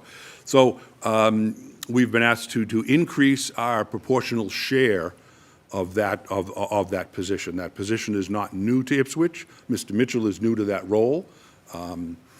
So there is an increase in our portion of that. Some of the long-term subs that are supported sort of district-wide exist in the district-wide budget. I think as each of the principals have already spoken to about sub-needs in their buildings, and the ability to bring in, or really the necessity to bring in additional costs to support substitutes. That also exists in some of the district-wide lines. Certainly, we have an ever growing and ever important work in professional development and in teaching and learning, which resides in the district-wide central office budget. Out-of-district tuitions, the special education budget that isn't specific to school programs, that maybe there is a district-wide piece of district-wide related management, oversight, and circumstance. That included in the district-wide budget is the cost of the out-of-district placements and the relevant transportation. So, for example, you see each of the schools has a special education major program. The cost that is borne by each of the schools is related to employing the teachers, the special educators and support staff for the students in that building. But there are district-wide administrative supports and that exists also for special education. So you'll see the cost of special education in the aggregate was on the slide that Dr. Blake went over earlier, and you see that's the aggregate cost of special education for K-12 across all budgets. It doesn't exist in one place. It exists in effectively 5 places. One of the things that has been discussed, and there are those in the room who are far more articulate than I about the need for the English language learning program. One of our English language learning teachers was funded under the ESSER grants, which are going away. There was a really hefty conversation around the best ways to continue to meet the needs of our English language learning students, and it was felt by the educator staff that keeping that position was critical to keeping the needs of those students intact. So those positions, in fact, if you look at the central office budget, you'll see a section called English language learner. All of the English language learners are district-wide, operationally, even though they may be assigned to particular buildings, they're funded sort of district-wide. So there's an increase of that position brought into the budget. Dr. Blake talked about the significant increases for some of our fixed costs, so there's really not a lot of reason to go over that other than the 2 big drivers. We're seeing an 8% increase, or projected an 8% increase in health insurance. There was an 8.8% increase in health insurance in fiscal '24. There was about a 2 or 3% increase in fiscal '23. So this is really beginning to be, really, it's not sustainable. I mean, that 3-year window, if this becomes an 8% increase, it'd be almost a 19 or 20% increase in the cost of employee health in just about a 3 or 4 year period. That's extraordinary. So certainly I wholeheartedly support what Dr. Blake referred to earlier when beginning get that public employee committee working on what are some of the options that we can be looking at. I don't think that no matter how aggressive they may be, I don't think any change is going to be impactful to fiscal '25, but hopefully we can get the ball rolling there a little bit and be impactful for fiscal '26, because this is really a budget buster. But our insurance, our providers has given us a number of 8% to plan on, so I think it would be irresponsible not to do so. We are again, offsetting some of those costs to choice funds, as Dr. Blake referred to as well. One of our other obligations is to our retirees through pensions, those about to retire and those who are retirees over the course of time. We got from our Medicare provider that there will be to expect an 11% increase in the cost of retirement and Medicare in fiscal '25. So we certainly owe our retirees to continue to support their retirement after a career serving Ipswich and its students, but that's another budget item that's born here. In the central office and the business office, we had worked on some reorganization of the office itself and of personnel, some by design and some by circumstance.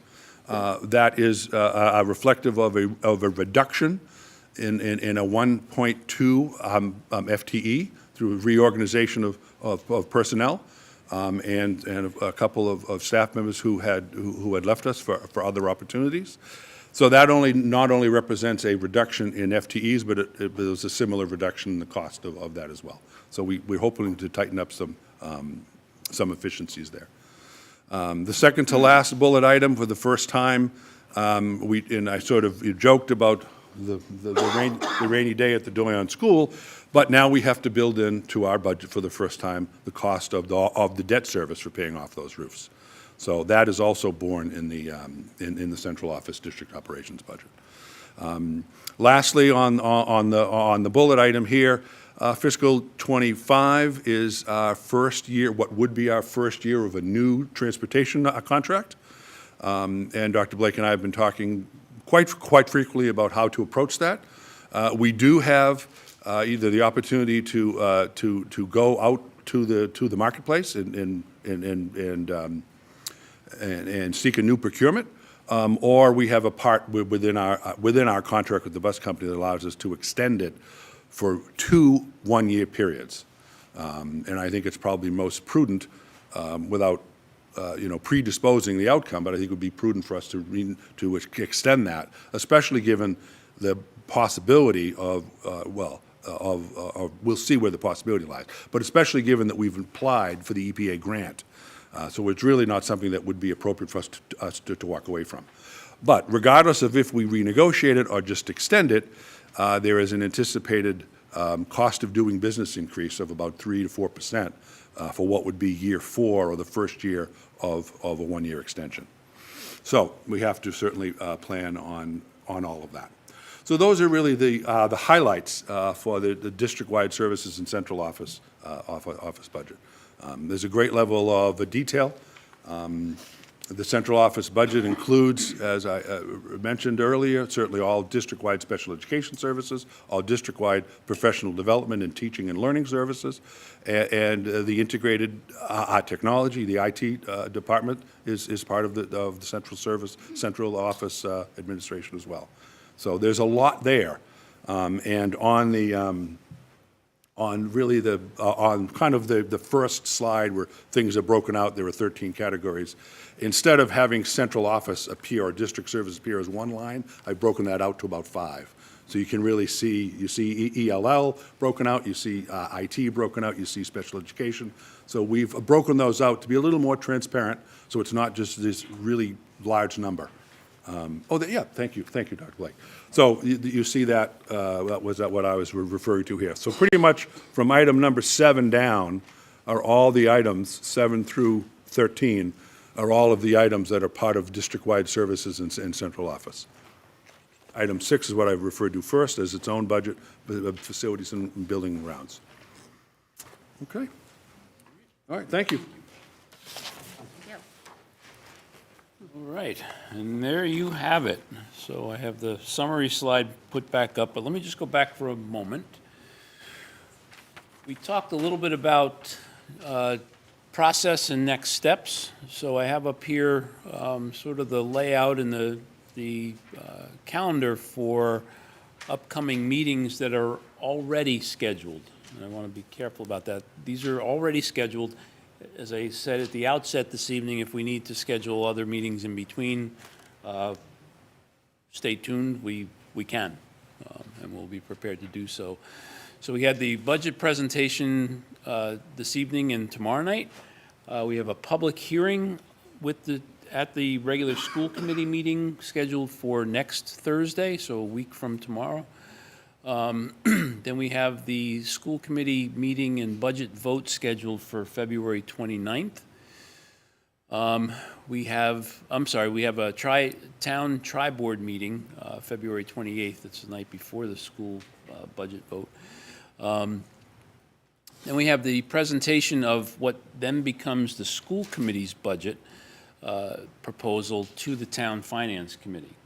And that's scheduled for March 5th and 6th, potentially the 7th, if not a different day, the following week, I believe. I think the 7th is a right? regularly scheduled school committee meeting, so Okay. if we have a third night with the finance committee, it would Would be the likely be the following week week. after. Okay, okay. Then the Town Finance Committee will be doing their review of the budget during the month of March, and then we have annual town meeting on May 14th. So that's sort of the big picture going forward in terms of process. We have the summary slide up there.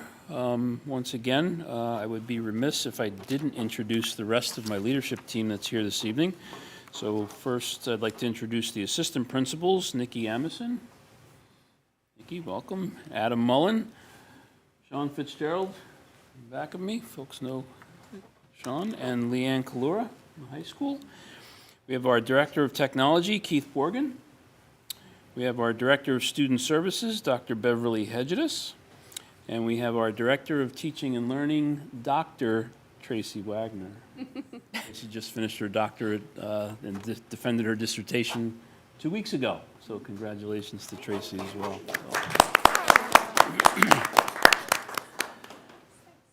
So at this point, I'm just going to open it up for high-level questions, in-the-weeds questions, and whoever wants to answer them collectively, we will. Do we have any big overarching questions? And then maybe we could go back school by school?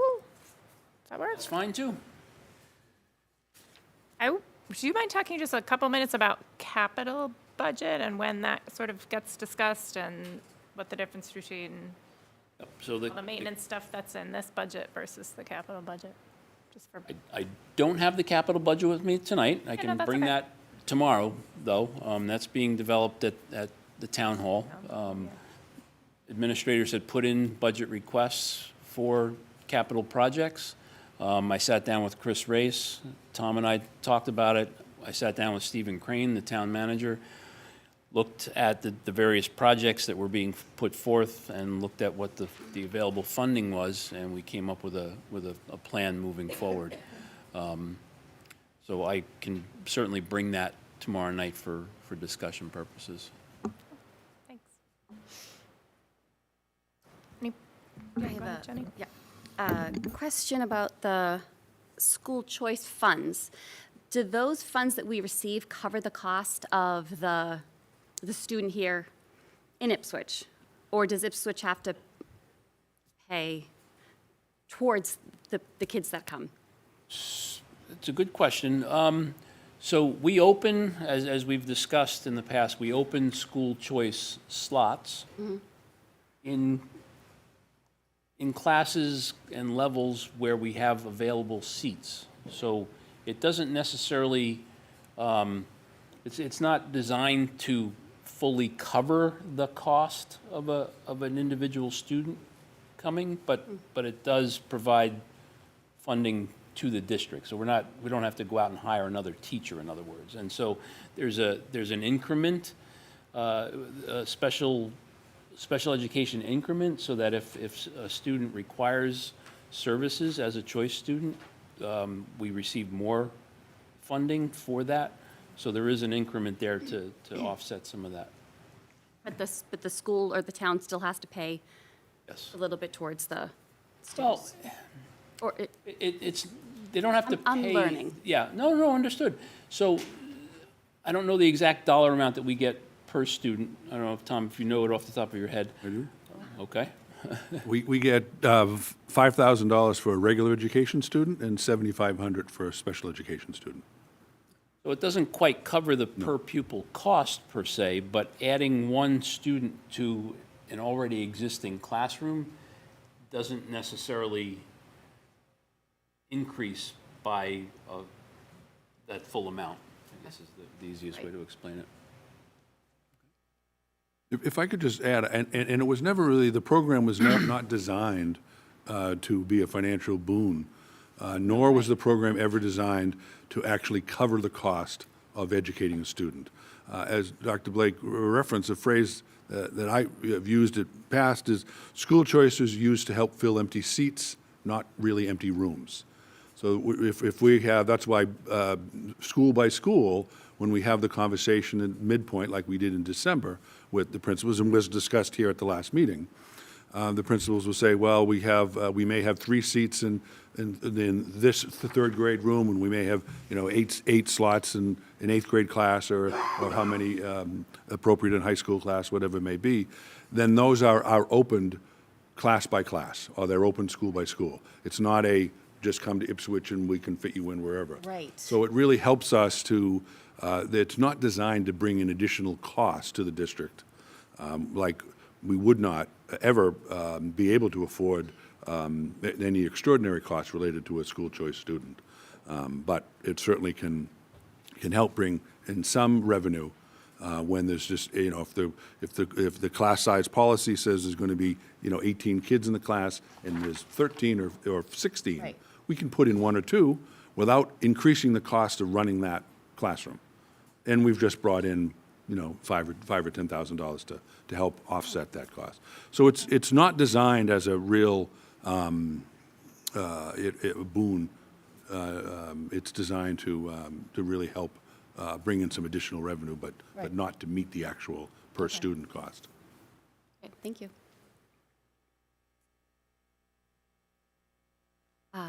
Sorry, I have another one. And this may be for the bus contract discussion. But can we require Salter to provide a certain amount of bus drivers?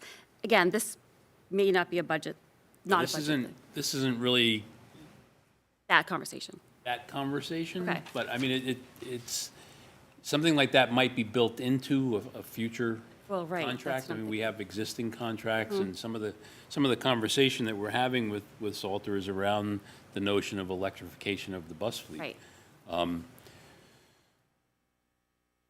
As far as the age of the buses, there is language in there as far as how old the buses are allowed to be before they're not able to be used in our town.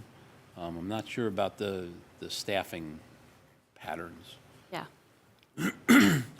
One of the things I could just add is there's probably a bit of an obvious leap there, because we do require certain routes. While we don't necessarily say that the routes can't be doubled up on, but we do require a certain number of routes, and certainly some of routes themselves. So in so doing, it would require a certain number of buses, which obviously must be driven. Now, not quite in the defense of our bus contractor, but they are having a very challenging time to find bus drivers. Right. We have in Dr. Blake's newsletter probably every week. I know. He puts out a request to have, to try to recruit and that sort of thing. So while we have this as an expectation, contractual expectation of them, Right. we also understand that's a real challenge. Right.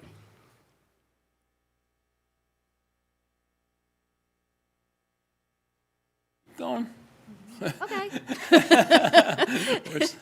Or not, somebody else. Go ahead. Does somebody Yeah, else? go ahead.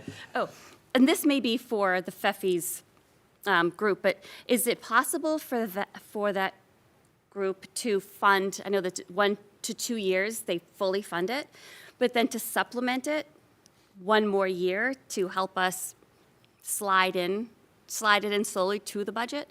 Again, this may be a different discussion. Yep, again, I think that's a conversation for the FEFI's Okay. working group, and looking at the available funding each year and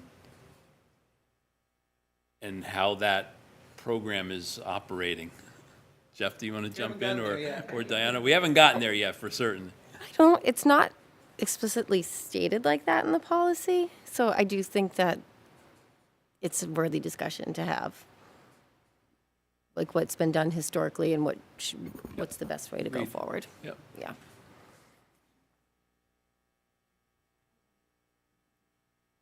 I'm just struck by how lean a lot of these budgets are, and I'm always struck by the page that's maybe some people think is kind of boring, but the percentage of spent on other expenses is like less than 5% at 3 of the 4 schools. So, I mean, just the vast majority of of our expenses are salaries and stipends and special education costs. And it's just very, very little less than that. So I think it's just worth acknowledging that, I don't know. Thank you. I think these budgets are, And there's not Tight. much to cut Pretty before you tight. have to dig into, substantial exactly. positions and things, because, we need to provide special education services, and we should. And we've had some tough conversations the last couple of weeks as a leadership team as a result. So this budget, the 10.68 you started with, that was more than level service budget, you would say. And this is sort of well under a level service budget. I'm just trying to think of how we, I don't know that it's well under, but I think what we've done is we took a hard look at the programming that we have in place, yeah. looked at opportunities for savings and reductions, took those. We have increased the amount that we're offsetting in the budgets and looking to see, okay, is there something that we can do differently? As Tom pointed out earlier, offsets to some of our electric, for example, heating bills going to EDP and the kitchen food service programs. Yeah. We did bring a number of those positions, the ESSER-funded positions, into the budget out of necessity. Yeah. Did we eliminate any ESSER-funded positions, or we rolled them all into the budget? somehow? We did, and we ended up carrying, we ended up carrying funding. We had ESSER positions, if you will, outlined in the ESSER funds for building-based subs, specific amounts. Right. The positions went away, but much of the funding was incorporated and rolled into the budget subline, yeah. because it's necessary to meet the level of absences that we have district-wide. In the past, pre-COVID, we would have, you'd have a cold, you'd be out a day, you'd come back to work. Now with COVID, you're losing a whole week, depending on when you test positive, right? So we're seeing more absences, and frankly, you see it in my newsletter every week. We're looking for subs. Right. We do okay when the kids are home from college, but as soon as they go back, we're back to looking for subs to support schools. I see the value of those building subs. I really do. Yep. And I think we'll need to explain that concept, Yep. to the FinCom, and Sure. that it's not really an added expense. It's just sort of a shifting of Yep. Right. of money, and the value of having those same people in the building day in and day out, I think is really, I imagine, helps students and continuity and things. Well, and I think that, again, we were very creative as a team looking at the offsets. And if we step back and think about it, last year we had a 5.79% budget that was presented and passed. This year, we brought in the ESSER positions, made adjustments to the budget, and came in significantly lower at 5.08. So the budget's actually dropped the last couple of years. You notice. And that's the run.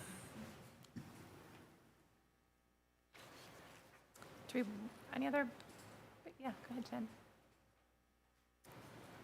Can you just explain how this budget plays into the stabilization fund and the projection Yep. for the calculator?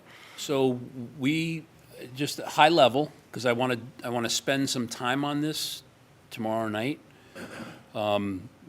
reviewing the calculator with this budget and what we anticipate being able to put back into the stabilization fund this year will be okay for our commitment of the 5 years. Thank you. So, high level, but yes. Tom had reworked the calculator with up-to-date numbers, different than what's in the folder online. Thank you. I have a question specific to slide 8 with the choice funds. And Tom, this might be for you as well as Dr. Blake, but the 522,000, the expense of choice funds for next year, is that, it's 106,000 per elementary school for the ELA curriculum? So Tom, am I correct to say it's, so of that 522, 212 is for the ELA curriculum? Yes, that's correct. And is there a breakdown anywhere in the pages of, for FY '25, other than that I just mentioned, where that 522 can be broken down just from what where it's all going for choice? There is. And there's only 3 places, so it won't be hard to find. But if you have your budget booked, when you get to the budget pages, the far right columns that I talked about when I talked about where it says other funding sources, that's where it would be represented. So there were two places, there were 3 expenditures that we're recommending for school choice next year.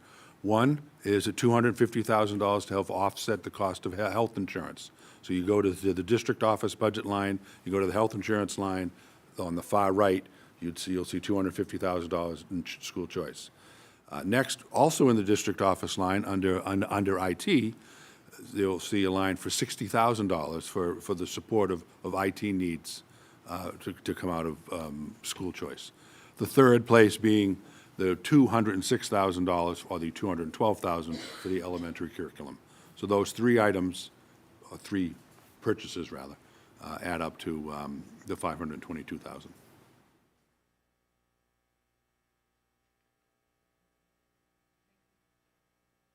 Can I make a few requests for some follow-up information? Absolutely. I'm happy to email them too.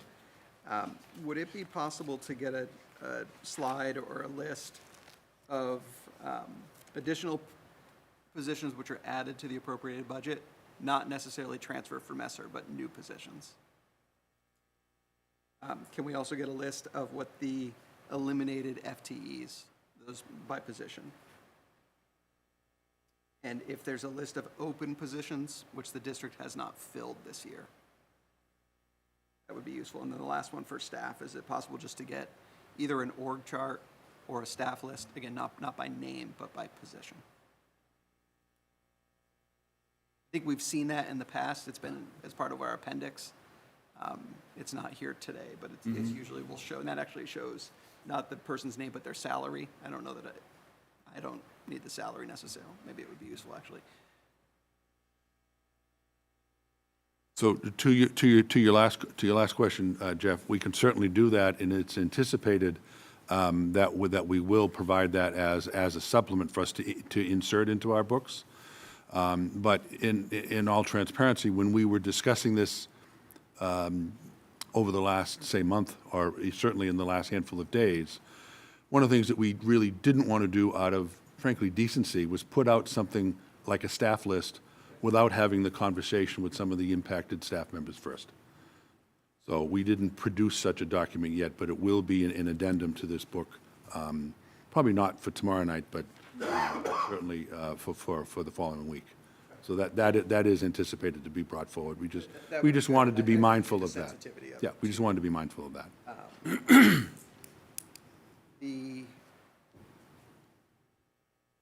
And Jeff, before you move on from that, just if you could email that request to me as well, just to make sure I get the right thing. If we could also talk, we talked a little bit about the choice, piece, if historically, maybe even Tom's perspective of kind of what's a healthy balance. I think there's a possibility the school committee is going to need to use a significant portion of choice funds for other things in the future, potentially related to an elementary school building project or something. So I just am interested in kind of healthy balances and what may potentially be used. And also the history of using special ed stabilization funds. It looks like in our preceding 2 years, those have not been used. And is that a factor of our costs have reached a certain threshold that now we have more reimbursable expenses? Yeah. So with, I can answer that piece. With this budget, there is a significant increase in our special education out-of-district costs. And in order to bring that budget number down to a manageable amount, this is actually the first year that we'll be tapping into the Special Education Stabilization Fund. It's been maxed out for the last 4 years, at least. Well, it's built up over several years, but it's been maxed out now, and is at the limit. So we, in our conversations about how to fund this budget, talked about utilizing a portion of that. Yeah, I can tell you where the concern I'm going is that do we get at some point where we're depleting that too, and that's one less source of monies to draw from, and we're just 2 or 3 years away from having bigger cuts because we don't have those extra pots. That's Yep. sort of what I'm trying to Yeah, suss out. yeah. I mean, one of the major ways we got to you got to 5.03 or 5.08% was to have some of those offsets and utilize some of those funds. I would be curious in the anticipated balances after those, for choice, the Special Education Stabilization Fund, and I guess school food service, just everything we sort of used that we dipped into for offsets. I'd be curious on those anticipated balances, because I'm happy that we did it, but I think, we No, I need to think keep an eye to it's a the great future, question, a great request. Some of that will be easy to provide, some of it, because it comes from the state, we don't know what that is, what's going to be coming back to us at this point, but we can like circuit breaker. put what we can together. In our planning exercises leading up to this, we do have projected balances from school choice, from school food service. The school food service is an operational account, it's an active own those. account. We're putting money in daily, and we're expending money daily as well. So that is a running budget, so we can certainly share that. School choice, I've sort of, netted that out. There's about 1.7 million in there now. We take out 522, bring it down to 1.2 million. Then we'll receive the cost of the students that we have choiced in. So that will bring it back up to my projection I shared with Dr. Blake on these balances. About $1.5 million is my projection. Right now, it's at $1.7 million, but it will net out once we've expended this to about $1.5 million come June 30th. But I can have all of those details. The hardest one, frankly, if not impossible to predict, is really the special ed stabilization. At the end of the day, these costs that we're recommending be charged off there, because it's a stabilization fund managed by the town. Town meeting approval is needed specifically to withdraw down those funds. And each of the charges that we're recommending are absolutely why the fund was established. So this isn't really a discretionary. It's not like, well, we can charge off something that may not be particularly germane. These costs have to be quite specific. At the end of the day, really, it would be up to town and all of our advocacy to replenish that fund. That's where the funds come from ultimately from town meetings' support of keeping that fund at a certain balance level. So that also needs to be part of the mindful conversation that we're expecting now to take out approximately half of that balance. And I would imagine the conversation would be, do we then advocate to whether it's at annual town meeting or fall town meeting or whenever, to be able to possibly to replenish those for the future needs. I think what's happened in the past in order to get it to the capped level is that we've brought it forward, I believe at town meeting, to put end-of-year funds, surplus special education funds.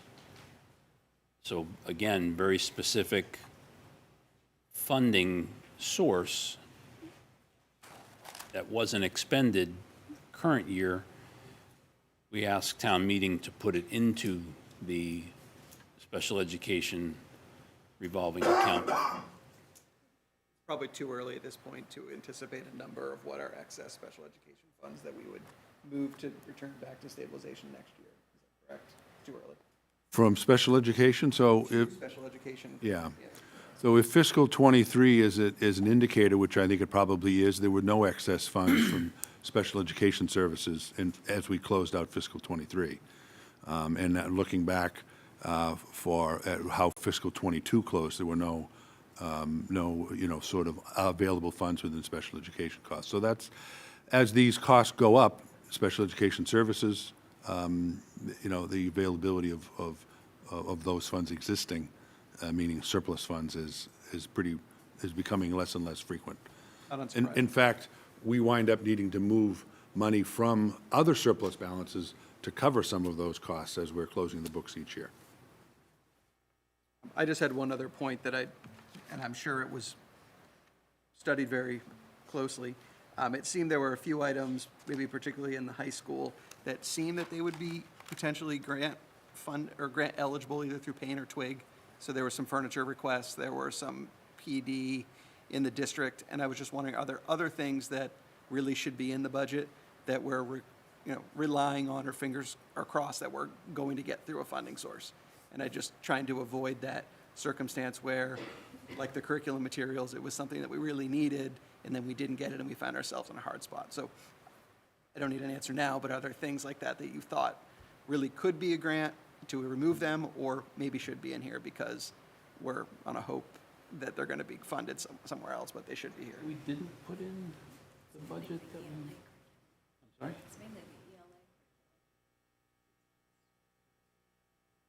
Nothing for paying grants. No, I don't think we had anything that we pulled out of the budget in hopes of a grant being accepted. In fact, we have a significant amount of our professional development that we write a paying grant for every year, district-wide. The administrators submit it, and it typically is approved for different professional development activities for our staff.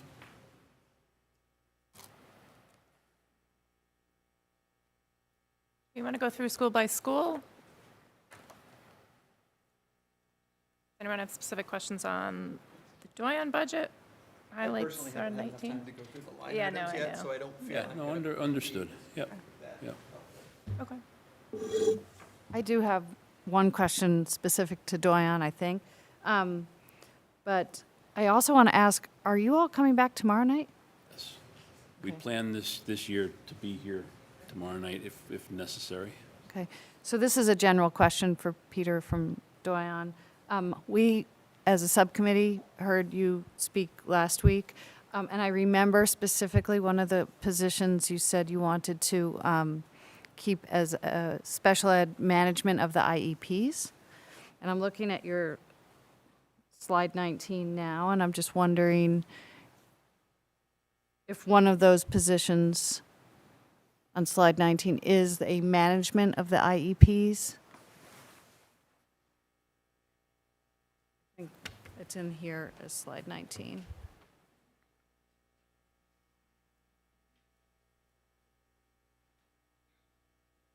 Had enough fun for one night, Jimmy? Good night. Hi, Jimmy. It's on the slide with the budget highlights for Doyon. It says net increase 141,000. Budget highlights for Doyon.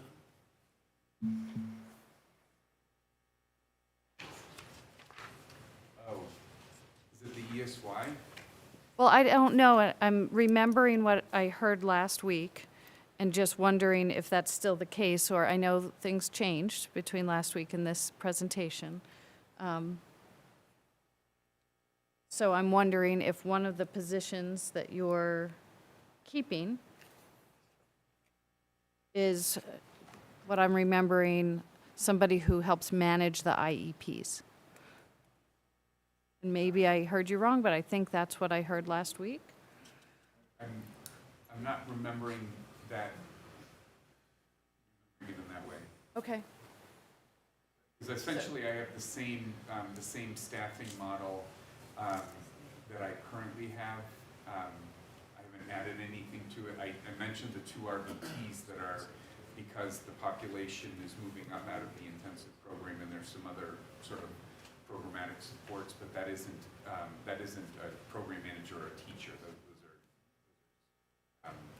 are, you know what I'm wondering is the RBTs basically help to provide the specialized programming that is part of the kids' IEPs, and that maybe is the way it's coming across. So in order to run the programming the way it needs to, you need somebody that's a little bit higher trained than a typical paraeducator. And maybe that's what you remember when I say running the program or managing the programs. That's the skilled positions to provide for the needs that they're currently having in one setting as they move up. Okay. Maybe that was what you meant. Okay. And we each have one program manager in each school. There's no increase or decrease across. And I haven't added or subtracted any special ed teachers. Okay.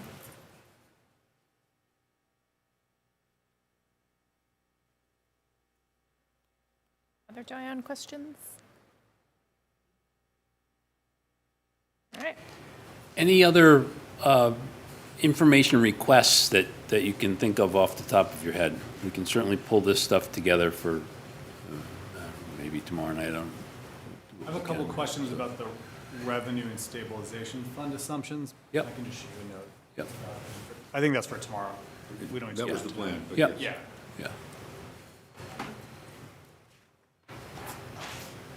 I echo what Jeff asked for, the appendix that I'm recalling from last year with the line item positions, not names, but positions is helpful to see.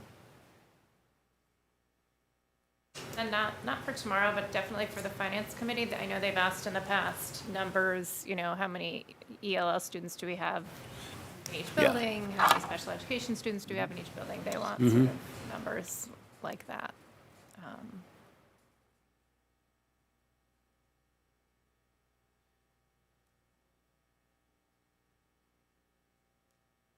Yeah, the slide deck for the FinCom is typically Much a lot shorter.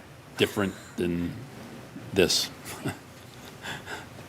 On no, that, no, one of the things that might be helpful, the data is a year old, but slide 14 is the state profile for Ipswich, which does have our percentages around English language learners, special education students, low-income population students.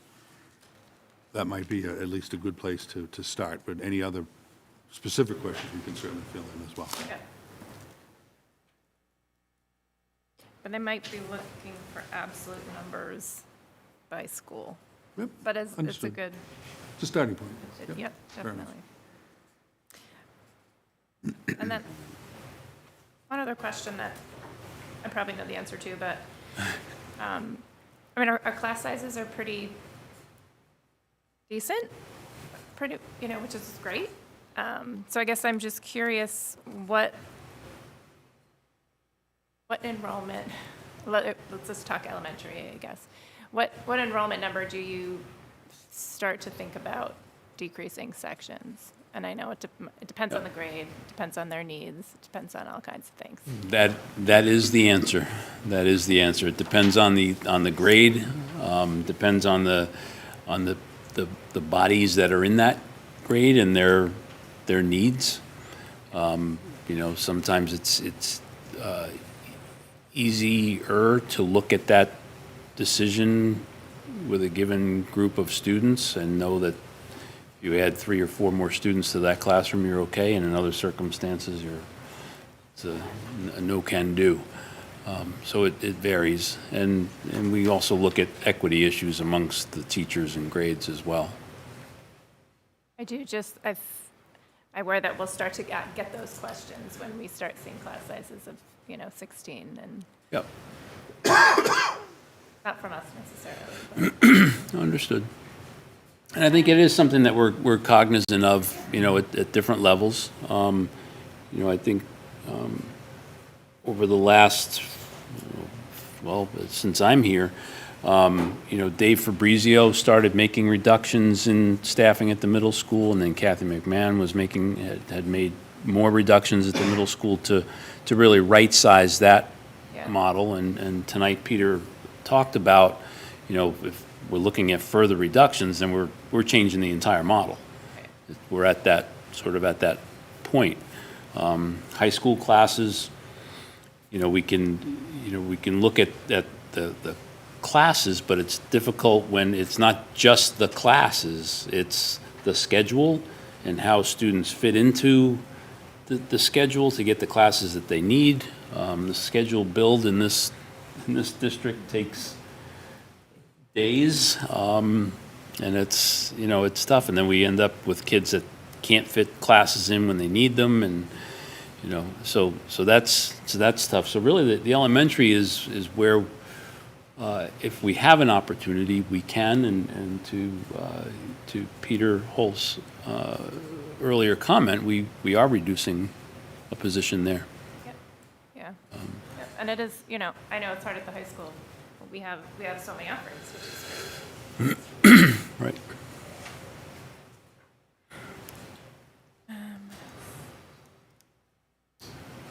A quick question on the climate resiliency manager. Yep. What's his FTE equivalent overall? So, I thought he was, yeah, One that we pay for? I mean, our FTE, our portion? I thought he was in there as like a .33, He is, yes. We're paying a little more than a third. but he's not a full-time position, or is he? I don't believe so, no. No, it's not a full-time position, but we're paying a third of the salary. So FTE can be either So he be, could be like a .6 and we're paying a third of the Correct. .6. Yeah. Okay, got it. the FTE can either be related to the dollar value of the position That makes sense. or the amount of hours or It's actually, days worked. I don't think it's a third. I think it's a half, because it was the school district, the town, and the ELD, and the ELD is no longer supporting that. So the town picked up an additional piece, and the school was asked to pick up an additional piece. That's what the difference is in there. Just curious along that vein, are there other positions that are shared between the schools and the town? So we've cleaned up, Chris Race is paid for out of the town budget? Is that correct? No? We pay a piece of Chris. But we were looking to split it so that town paid for Chris, we paid for Brad, or vice versa. I just mixed those up, but. Within the so that's- facilities department, we pay a portion of Chris Race's salary and a portion of his assistant's salary as well. Okay. Lisa. So, But Brad, as Dr. Blake is entirely. Is ours? Who's the Okay. exclusive school facilities, kind of the assistant director of Yeah. facilities, just on the school side. We pay all of his salary, and okay. he supervises the daily working of custodians across the buildings and such. Okay. Thank you.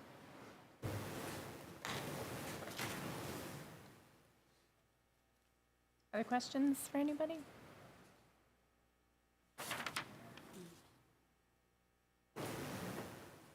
Okay, I guess we have no other questions. So we will, we got this early this morning, so we'll Yep. spend some more time tonight, tomorrow. Yeah. And what I anticipate, we'll answer what we can out of these information requests tonight and have the information for you tomorrow night. And we'll spend some time looking at the revenues and the budget calculator moving forward, so that folks are comfortable with how that looks. And then if we have more specific questions for the administrative team, Yeah. Would it be helpful for the committee to hear from either Dr. Hedges or Dr. Wagner about sort of their role and what they do and their budgets a bit, or?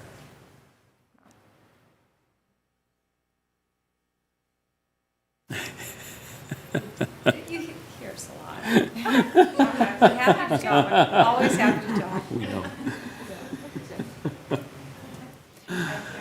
Are done for the evening. Okay. Any other new business, anyone? Could I just point out something with regard to the calendar? When we started discussing this back in the fall, right, we built a budget calendar, sort of a timeline that led up to tonight's presentation, receiving this material over the course of 2 days.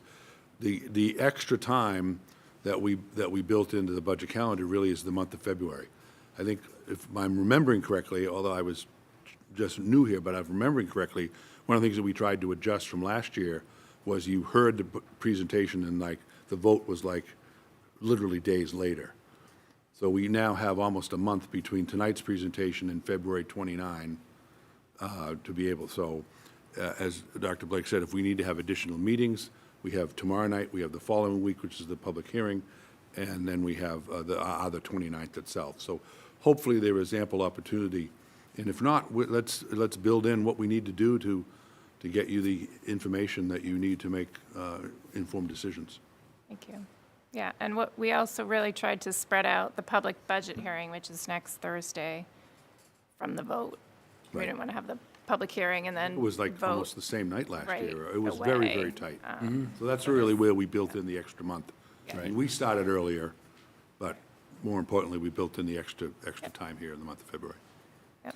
So I do think that building in that extra month made it so that we didn't get this budget until right before today, where Correct. historically we had a week or two with the budget books before tonight, which allows us to kind of dive into the line items and have specific questions on the school budget. So just, I think, a word for, to consider next year is how do we balance both the pre-information gathering with allowing ample opportunity on the back for revisions and public comment and review, so. The time has to come from somewhere. It's really hard. And if we could meet not over an unlimited- February yeah. break, it would make things a lot easier. And I think it's also Right, important to yeah. note that we, as Dr. Blake said in his opening comments, this was a pretty challenging budget to get into. I mean, we, as a team, started working on this in the fall, and with lots of moving parts, some of them as recently as yesterday morning, with things, changing, so. And I'll have a lot more information to share next Thursday in our executive session. Yeah, and we'll, obviously, this will be on our agenda on the 8th, Yeah, yeah. in open session as well. Dig in, rip it apart, ask questions. Yep. In terms of questions, can I suggest that school committee members funnel their questions through Kate? Just this way, I don't get 7 emails. We can just do it that way, and we can get them answered as quickly as possible, or have them answered at an open meeting. Sure. I think that was, we've done that in the past, and similarly with the FinCom when the time comes. Helps to keep everything together. Okay.